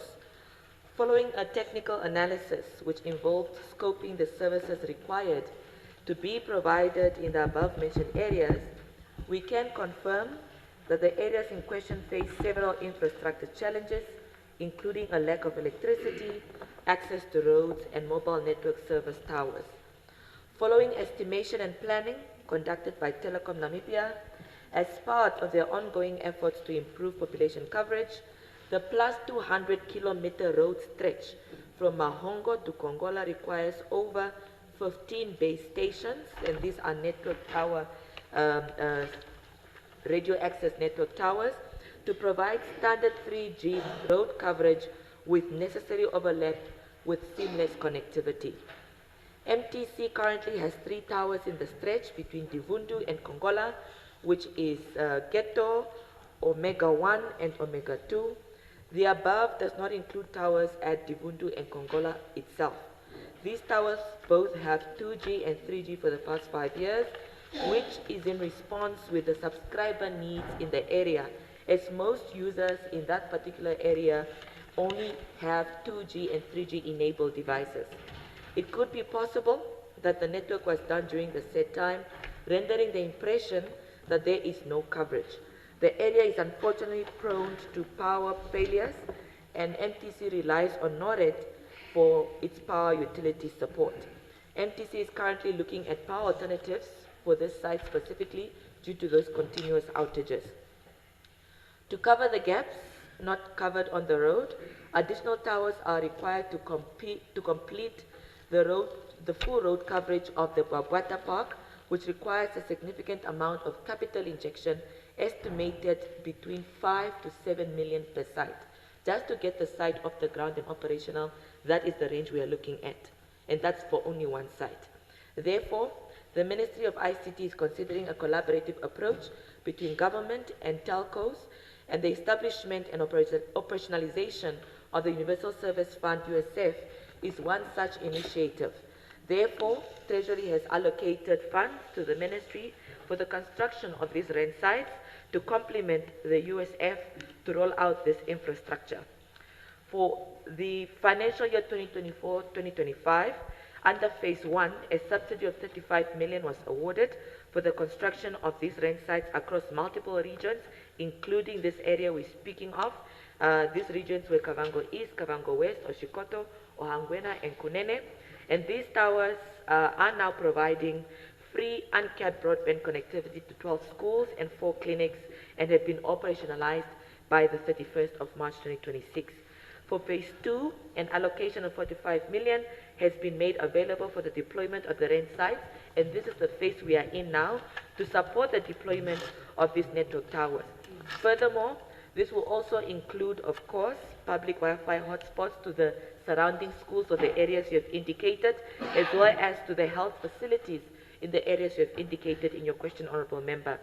So finally, Honourable Speaker, Honourable Member, the Ministry of ICT is committed to modernizing public service delivery and accelerating our digital footprint by ensuring that these sites are also included in this particular Phase 2 of the allocated amount of 45 million Namibian dollars to complement the Universal Service Fund with its universal policy and regulations as contained therein.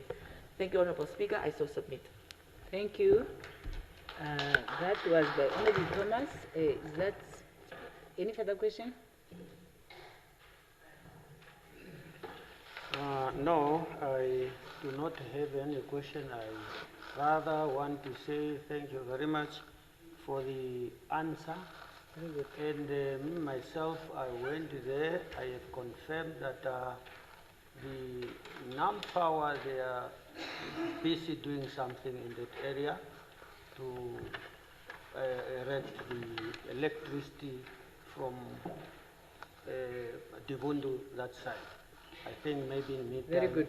We will. Yes. So thank you very much. Yes, the next question is still by Honourable Thomas to the Minister of Works and Transport. Do you put the question, Honourable? Thank you very much. I so move, Honourable Speaker. Okay, Minister of Works and Transport. Thank you, Honourable Speaker, Honourable Thomas, Bishop. Your question have a group of 5 sub-questions, of which only one is a question, the rest are statements. So therefore, I will then only address the question, which is question 1. Therefore, to answer your lone sub-question, the government has a targeted program through which the construction of rural access roads to schools, health centers, and other government facilities within the catchment area of any district road being constructed will receive priority considerations. And surely the community of Onangalo will never be left out, be assured about that. We are clear, Honourable Member, all schools and health facilities must and will be connected to the national road network through roads, what we call access roads. That is the social contract between the people of Namibia and SWAPO Party, as we continue to provide unmatched leadership in and for this country. I thank you. Thank you very much. The next question is by Honourable Swart Boy to the Minister of Justice. Do you put the question on behalf of the... Oh, okay. Honourable Minister of Labour. Yes. Yeah, yeah. One moment, Honourable Minister of Labour. Yes, Honourable Ampanda. I'm just raising, because there is Rule 232, I've been looking for it. It's saying acting for the absent member. And the rule says a member may, if so authorized by another member, not then present, give a notice on the last mentioned member's behalf of a question or a motion. Two what? 232. 32. My reading of that rule is that if you can act on behalf of another member to put the question, if you are so authorized equally to,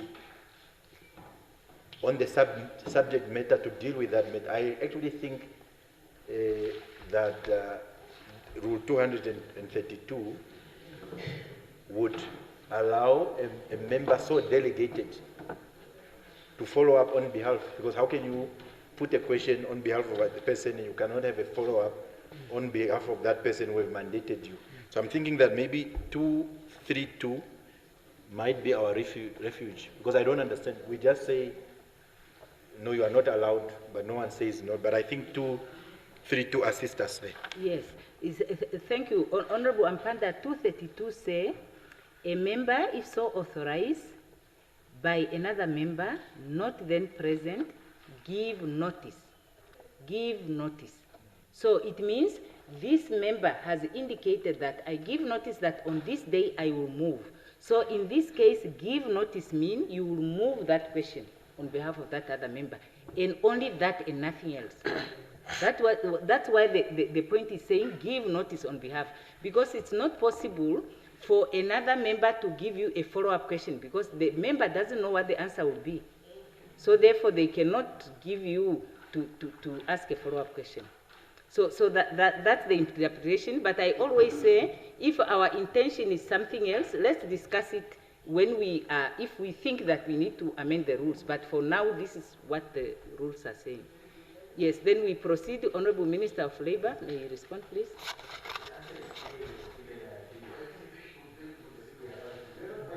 No, we are not. Oh, you mean, no, please don't fight now. No. Honorable member, okay, let's proceed. Let's try to make the most out of this little time that we have left.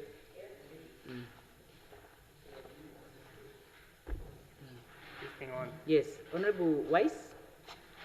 Honorable Speaker, honorable members, I am obliged to answer to questions raised by Honorable Swartboy, to whom I am in any event indebted for his genuine concern. But before I turn to the specific, allow me, Honorable Speaker, to sketch the reality of our High Court. The court is structured for 30 judges in its current form and setup, and today only 14 positions are filled. 7 funded vacancies exist, mostly in the civil stream, where the burden is heavier. Retirement, promotions, and new court functions have left gaps, with further retirement expected sooner than later. As a result, judges who previously managed about 130 cases are now managing between 260 and 280 each. The pressure, on both judges and court administrative staff is immense, requiring decisive steps in order to, manage the situation. Now, the question one from Honorable Swartboy, or insofar as question 1 is concerned, I put it on record that I'm fully briefed on the status of affairs within the judiciary. Judges across both the High and the Supreme Courts particularly in the former civil stream, face overwhelming workloads. On question 2, to address the situation, the Judicial Service Commission, as an independent body, is actively recruiting and widening the pool of potential nominees. They are also increasing research support for judges. And on the remuneration, the Commission is reviewing the condition of service in pursuit for attractive and sustainable judicial careers. On question 3, regarding the appointment of expatriates as judges on our bench, I want to put on record that while our preference and preoccupation is always for qualified Namibians, we have, when necessary, drawn expertise from SADC partners. This practice ensures justice delivery continues, but national candidate will always take precedence. On question 4, Honorable Speaker, building the next generation of judges is not only vital, but it's urgent. In this regard, the aspirant judge training program has been revived and held annually. And this year, it's equally lined up. It's suffice to say that this targeted program is already equipping legal professionals, magistrates, and academics for possible appointment, with annual session planned, as I indicated earlier. The Judicial Training Institute is also being considered to provide structured preparation for both serving and aspiring judges. Honorable members, this situation is serious, but it's not being met with complacence. Structural remedies are underway, recruitment is active, and investment in future judicial capacity is progressively being made. With sustained support, as we solicit from this august House, we can ensure that justice in Namibia remain accessible, fair, and resilient for the future generation to come. I thank you, Honorable Speaker. Okay, thank you, Honorable Member. The next question is also by Honorable Swartboy to the same Minister of Justice. That's question number 139. Does the member put the question on behalf of the Honorable Member? Okay. The next one is 140 by Honorable Ehub to the Minister of Urban and Rural Development. Both the Minister and Deputy are not here. And the Deputy also is not here. No, they are not here. Yeah, so the next is 141 by Honorable Ampanda to the Minister of Justice. Does the Honorable Ampanda put the question? Yes. Yes, the Minister of Justice, you have the floor.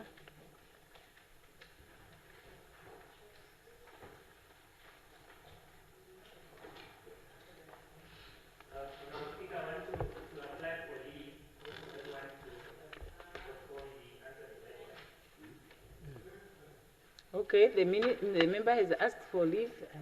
If he's not prepared, there's nothing that we can do. Okay, next time, Honorable Minister.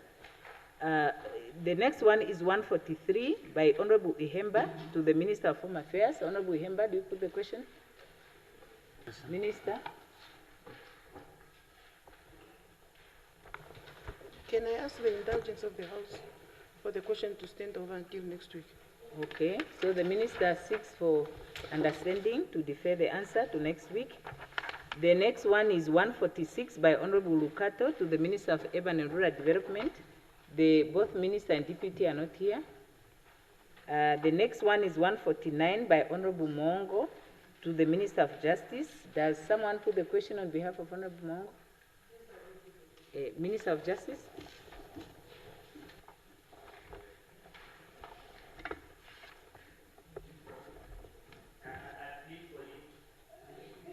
Okay, so the minister seeks to have the method answering defer to next week.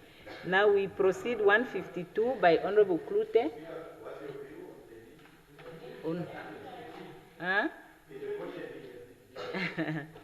No, no.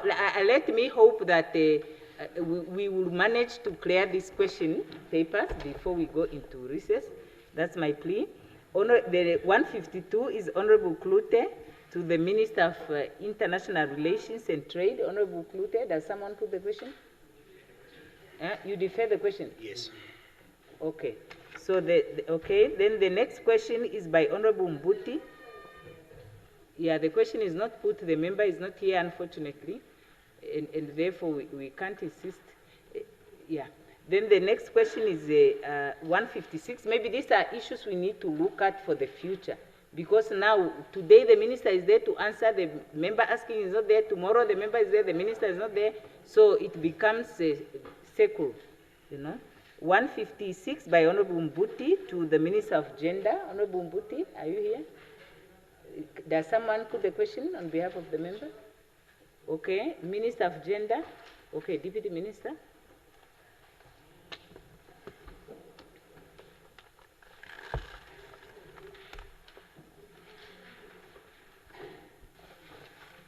Thank you, Honorable Speaker. Honorable members. The question was having three questions under one.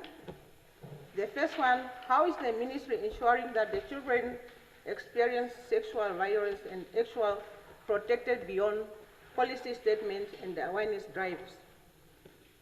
Firstly, I would like to state that policies and awareness campaigns are just essential as any other intervention aimed at addressing violence against children.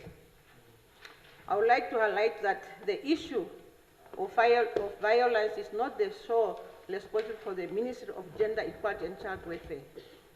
The issue requires a multi-sectoral partnership between government, civil society, and the community of parents. The responsibility of the government is to create enabling environment that promotes prevention, deterrence, identification, and response to violence against children. The ministry's effort has been intentional in the following way. To understand the prevalence of violence against children in general, including sexual abuse, the ministry strategically undertook the Violence Against Children survey. In addition, the ministry, in partnership with a civil society organization, undertook disrupting harm study aimed at understanding the various forms of online violence affecting children, enabling the development of target policies and intervention to effectively combat and prevent such harm. To take the recommendation of the Violence Against Children survey, the ministry's partnership with the civil society organization development, the National Plan of Action to prevent and respond to violence against children. Furthermore, the Ministry of Justice undertook a review of Combating of Domestic Violence Act and the Combating of Rape Act with the purpose of strengthening protecting measures for victims and survivors of gender-based violence and rape. As a part of prevention efforts and in a partnership with the Ministry of Health and Social Service, the parent program was rolled out and it addressed matters of violence at home and teaches parents skills on how to identify, keep children safe, and how to report cases. As a part of the prevention effort and in a partnership with the Ministry of Health and Social Service, the parent program was developed to address issues of violence in the home. It equipped parents with skills to identify risks, keep children safe, and report cases promptly. The ministry developed social workers countrywide to all gender-based violence units for proper responsible cases management. Recruitment is ongoing, but is challenged, but shortage of graduate social workers. Community responsibility, sport it to report it.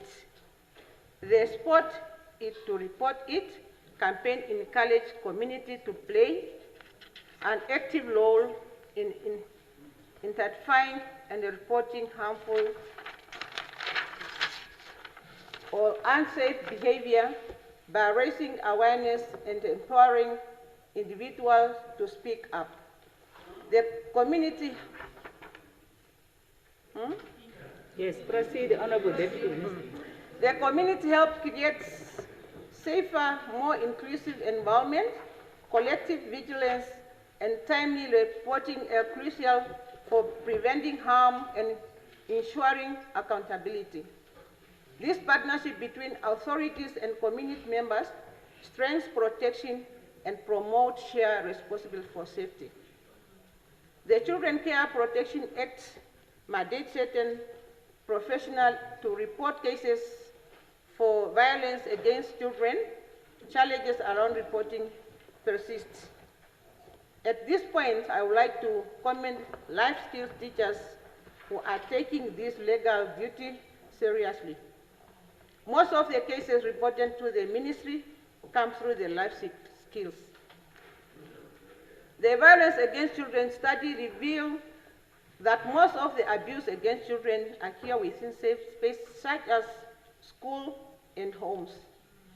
Therefore, this places a duty and responsibility of parents and the community to report cases of violence against children. The ministry response effort can only affect when cases are reported properly. This reality highlights the essential need for sustained and comprehensive public education and awareness initiatives to empower community, encourage timely reporting, and enhance overall vigilance against abuse. Continuous engagement ensures that the public is well informed, responsive, and actively participate in safeguarding vulnerable individuals. Question 2. Yes? You are the one who put the question. Why has the ministry not implemented stronger digital protection and the well-resourced safe houses instead of relying mostly on campaign and partnership?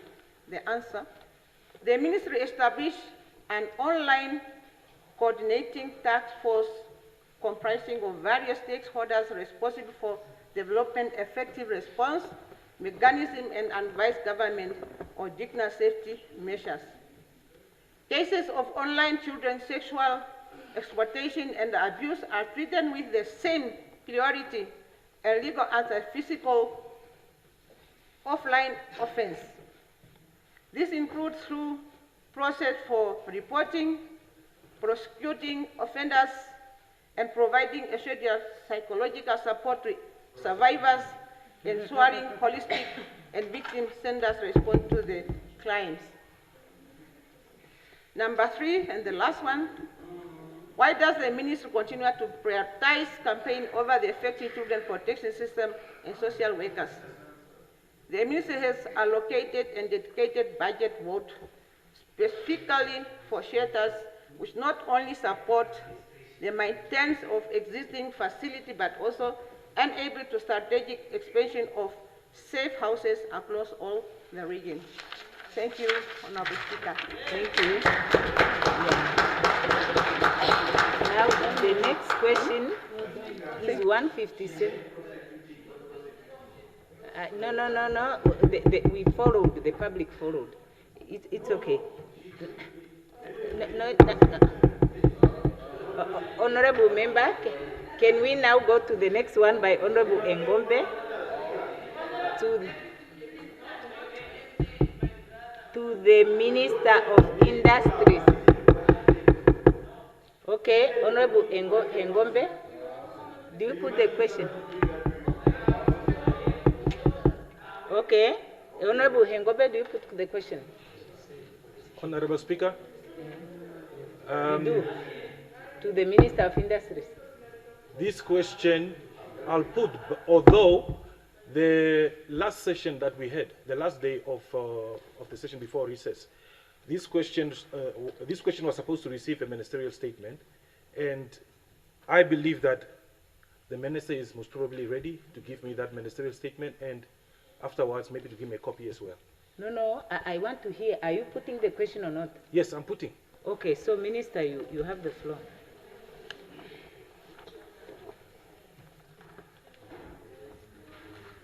Honorable Speaker, I said to be guided because a decision was taken by the House, which decision said I should make a ministerial statement, and which I'm prepared to do next week.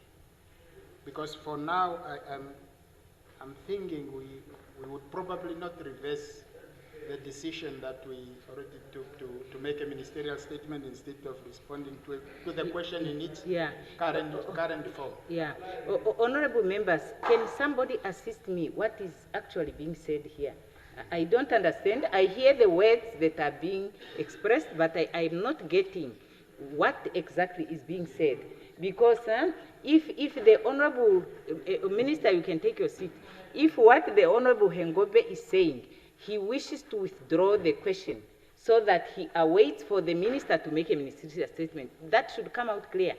So that then, even when we come with the question paper the next time, this question will not be there. But the member cannot say, I'm putting the question, but there is a ministerial statement. I'm not quite sure what I'm being asked to do. Is the question being withdrawn, Honorable Member? Thank you, Honorable Speaker.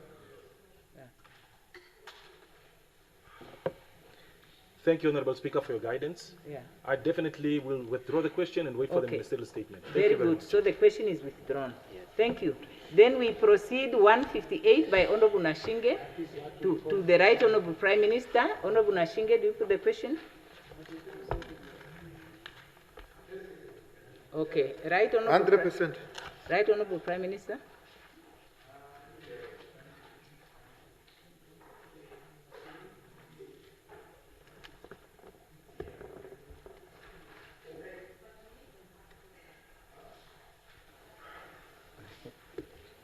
Yeah, the electronic one can be made hard copy.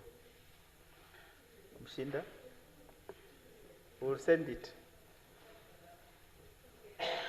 Thank you very much, Honorable Speaker, Honorable Leader of the Opposition. Thank you for the, Leader of the official opposition in Parliament. Yes, thank you very much. The question, of course, was last year, September 25, 2025. That's how long ago that was. A number of things have happened. Be that as it may, let me just delve into the question, into the answer rather. And that pertains to the award mandate granted to VG Capital by GIPF. The response we have is as follows. The executive management in 2022 made a recommendation to the investment committee of the Board of Trustees to award a mandate to VG Capital, which in turn recommended to the Board of Trustees, which granted conditional approval in 2022 subject to VG Capital meeting specific conditions as set out by the fund. VG Capital was one of the 4 fund managers who were given conditional approval to receive investment management mandate from the GIPF in March 2023, subject to them meeting specific conditions set by the GIPF. This is after the fund ran requests for information, followed by requests for proposals. The conditions to be met differed per fund manager, setting broad parameters for the legal agreement that will ensue. Some fund managers met their conditions, earlier, and final approval was granted then, while others took time to meet the conditions. The first mandate agreement to that effect was signed in August 2024. Final approval and conclusion of mandated agreements were executed for each of the 3 fund managers, as each met the approval conditions set to GIPF satisfaction. VG Capital did ultimately fulfill its conditions, and final approval was granted during July 2025. That means not too far from the date the question was asked, which is September 2025. The process of awarding investment management mandates at GIPF is conducted through request for proposals and is facilitated by external consultants with expertise in selecting fund managers with the necessary capacity to manage investments. The selection of the aforementioned fund managers in 2022, including VG Capital, was done following that process.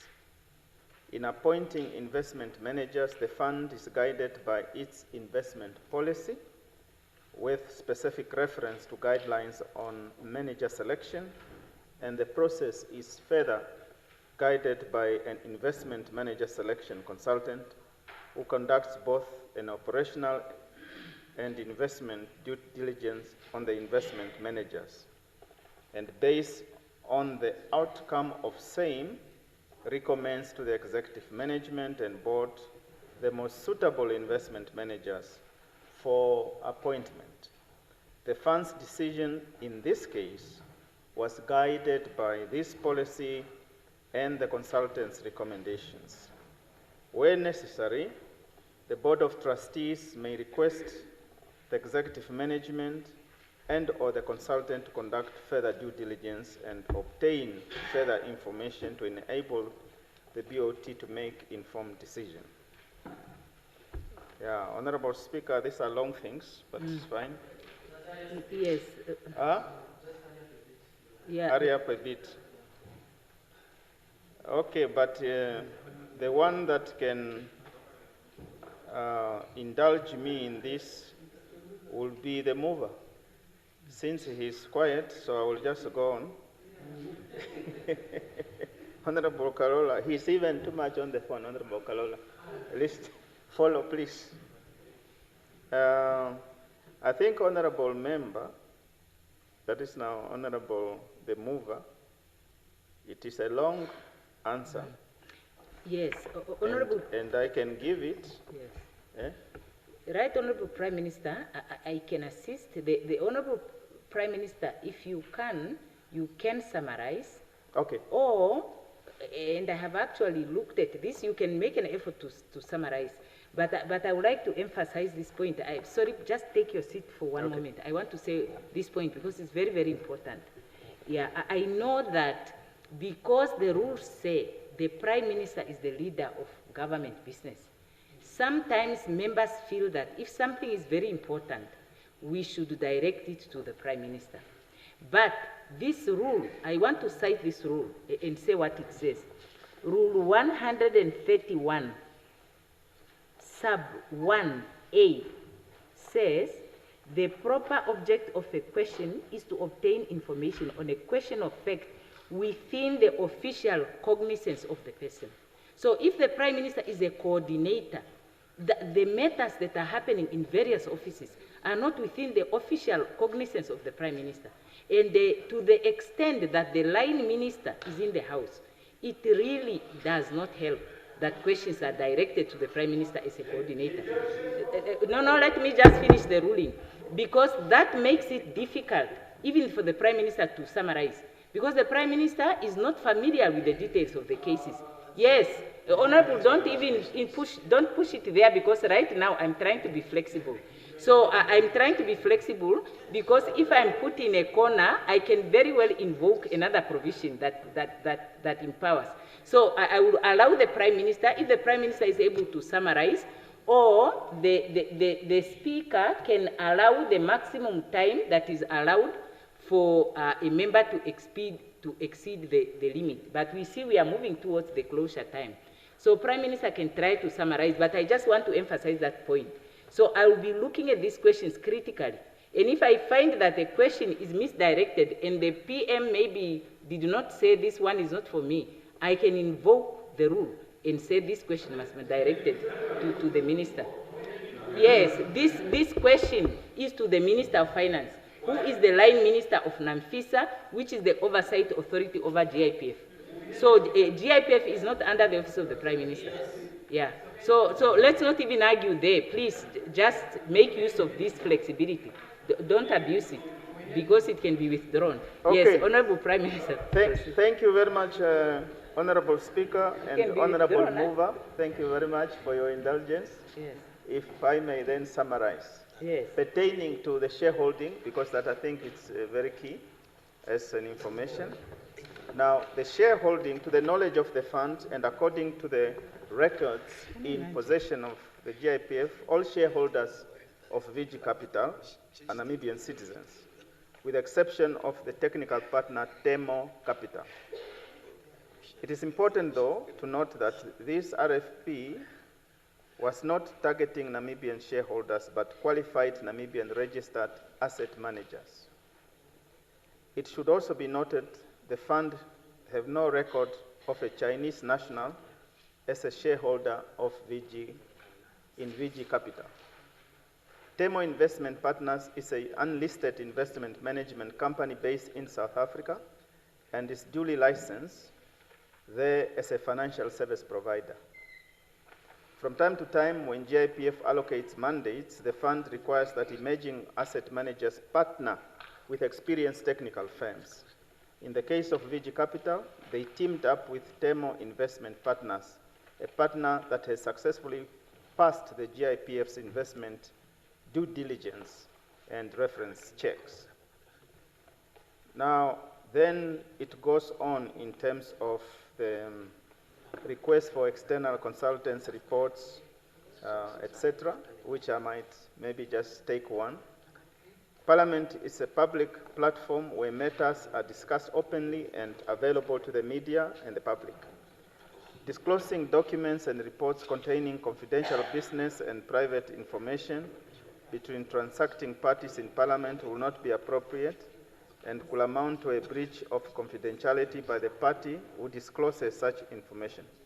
However, these documents and information can be made available by GIPF for inspection by an authority with relevant powers, including, in this case, Parliament and as well as the mover. The responsibility to appoint trustees to the GIPF board vests with the Office of the Prime Minister and the two unions, NANTU, the board, NANTU and NAPU. There is no provision in the GIPF rules, policies, or any other instrument which requires that GIPF board members should be GIPF members.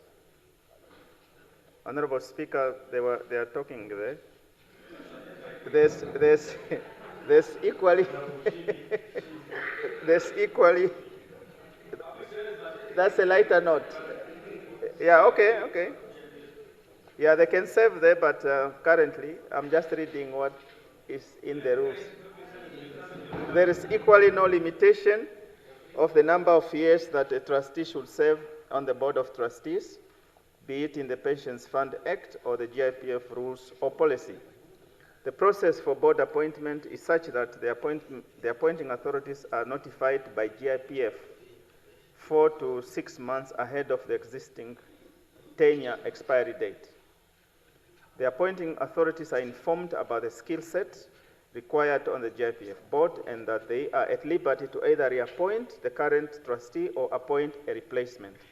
In terms of criteria, the fund advises that the appointment of trustees be done in terms of skills, knowledge, competency, and diversity contained in the board charter. In terms of continuity and independence, this is ensured through reappointment, which ensures institutional memory regarding independence. This is made possible through appointments of board members who are independent of the fund. In accordance with GIPF Fund Rules, Section 10(1), the Board of Trustees consists of 9 people that are appointed as follows: 6 by the Government of the Republic of Namibia, Fanuel Kisting, Nilian Mulemi, and Mihe Goma II, Penda Ithindi, Maria Dax, Tulimeke Mnyika. 3 by organized labor unions, Evans Maswahu, Petrus Nevonga, and Lloyd Shanika. The GIPF rules do not prohibit the number of terms a trustee may be appointed to and or serve. Further, in accordance with Section 10(1), subsection 2 of the rules of the fund, the trustees who do not retire from office shall hold office for a period of 3 years, after which they may be reappointed. Thus, the reappointment of the trustees is well within the rules of the fund. So, Honorable Speaker, I think that is the attempt to summarize. But if you would indulge me, Honorable Speaker and Honorable Mover, 2 weeks ago we met with the GIPF. The subject matter also did not, it wasn't too far from issues pertaining to this. And that specifically is to say to GIPF is that in as much as we seek investment outside the borders of the Republic, that we must also be very deliberate to make sure that GIPF invests within the boundaries of our country, especially in the priority areas of housing and so forth. And we also said that the local authorities, for example, could engage with the GIPF so that they can construct houses, including here in Windhoek, such as high-rising buildings and so forth. And then the local authorities can own them. That's one. Secondly, is to say that we must be deliberate as a fund that is meant to be responsible for serving the interest of Namibians, that if and when we discover that there are mistakes made, we speak to each other frankly, such as the case where some of the funds were lost or whatever, those other things that we all know. Yeah, some of those other things that we know, that we converge in a conversation of frankness, and that if such funds could have been used here at home, it would be much better. So what I'm saying finally, honorable members, that GIPF is ours, and GIPF must serve us, and GIPF must advance the national interest of Namibia, and GIPF must ensure that, GIPF must make sure that if the mover, for instance, has an idea to put up a high-rising building in Okalongo, Kahaudano, or in Windhoek, that the mover can also and should also be supported, including Honorable Karonda, can also be supported. No, I'm just saying this is a conversation we had in a serious, on a serious level, that we cannot continue to just expatriate capital to go outside the country. It has to be directed in the country. So I'm making an example of Okalongo and Honorable Karonda as a lighter note, but the serious issue is that the money should also look inward. Even on Malala, if needs be, or the other place of Comrade Kalimbo and Oshombinde. But that is the conversation that we had, Honorable Mover. Honorable Speaker, thank you for your indulgence.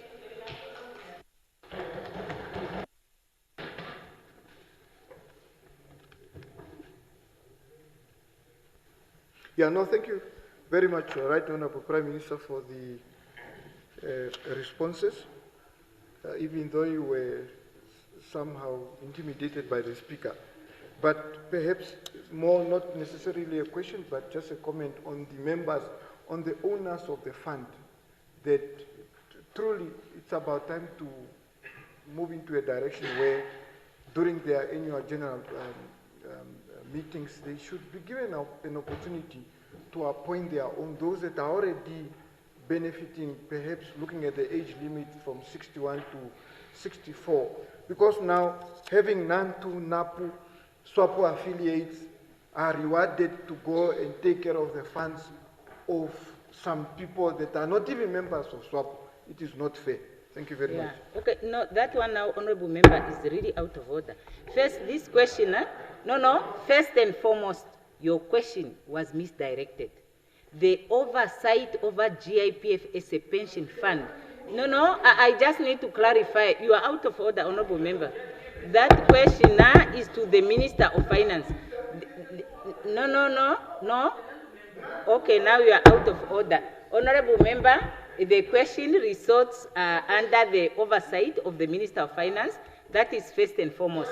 Secondly, the question is making us accusations. No, I am talking about your last statement. You are out of order. Now, Honorable Member, no, you can't ask a follow-up question, Honorable Member. What point do you want to raise on? So, Speaker, the things you are saying means you didn't check the rules of GIPF. You are just talking. So, Speaker, you are wrong. Yes, Honorable Member. Yes, I'm rising on the point of privilege. We did receive, and we must thank your office. If the office is involved, we did receive a letter from Mr. Muyatwa speaking to National Assembly representation on the Security Commission in line with the Constitution so that we can attend to that matter. But I just want to request that at the same time, there is a pension fund for members of Parliament. And we have not assigned anybody. And if there's somebody who's there who's saying they are representing us, they are not representing us. So I know that in terms of the rules, there ought to have been people who are representing us on that pension fund. So we have a vested interest as members who contribute. So one, we did not, this eighth Parliament did not assign anyone. And anyone who's busy saying they are representing us, they've not consulted us, we have not assigned anyone.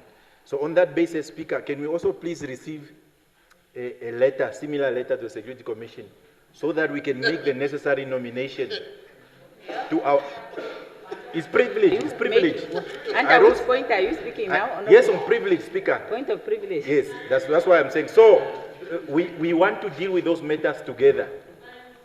Wait, who is it you who's there? Yes. So that question, Speaker, no. Because they want my time to rush. Yes, Honorable Member's time is going.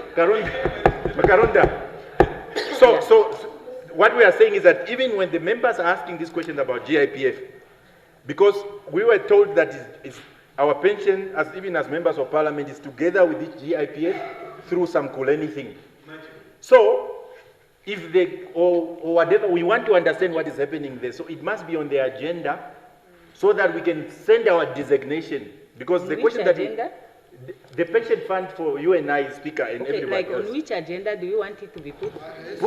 We have received a letter asking for nomination. Or we don't want to just send nomination and bring a motion on. We want to leave it to you and the secretary. Yeah. And Mr. Muyato is nodding his head. So please, we want to nominate our representative as the Parliament on our pension fund. And whoever it is, and maybe it look like it's Honorable Taele. If it look like you are the one who's there saying you are representing us, you are not representing us. Okay, now let me You are representing the 7th Parliament. So we want our new people to represent our interest so that we can assign them there. Then through there we can also meet GIPF in the corridors. Thank you, Honorable Ampanda. Let me respond to that one before we rise. What I will say is we can agree. I cannot promise that you are going to receive a letter from the secretary, but what I can say, which I think would be of assistance, is that the Minister of Finance should make arrangements to brief the members of Parliament on that issue. like what is the representation of the members of parliament on the members of parliament and other office bearers pension fund, so that we can be briefed, and then from there we would have clarity on how we proceed. Yeah, so that the Minister of Finance is the chairperson, and the Minister of Finance will be requested to do that. Now, having said that, the House adjourns on automatic adjournment.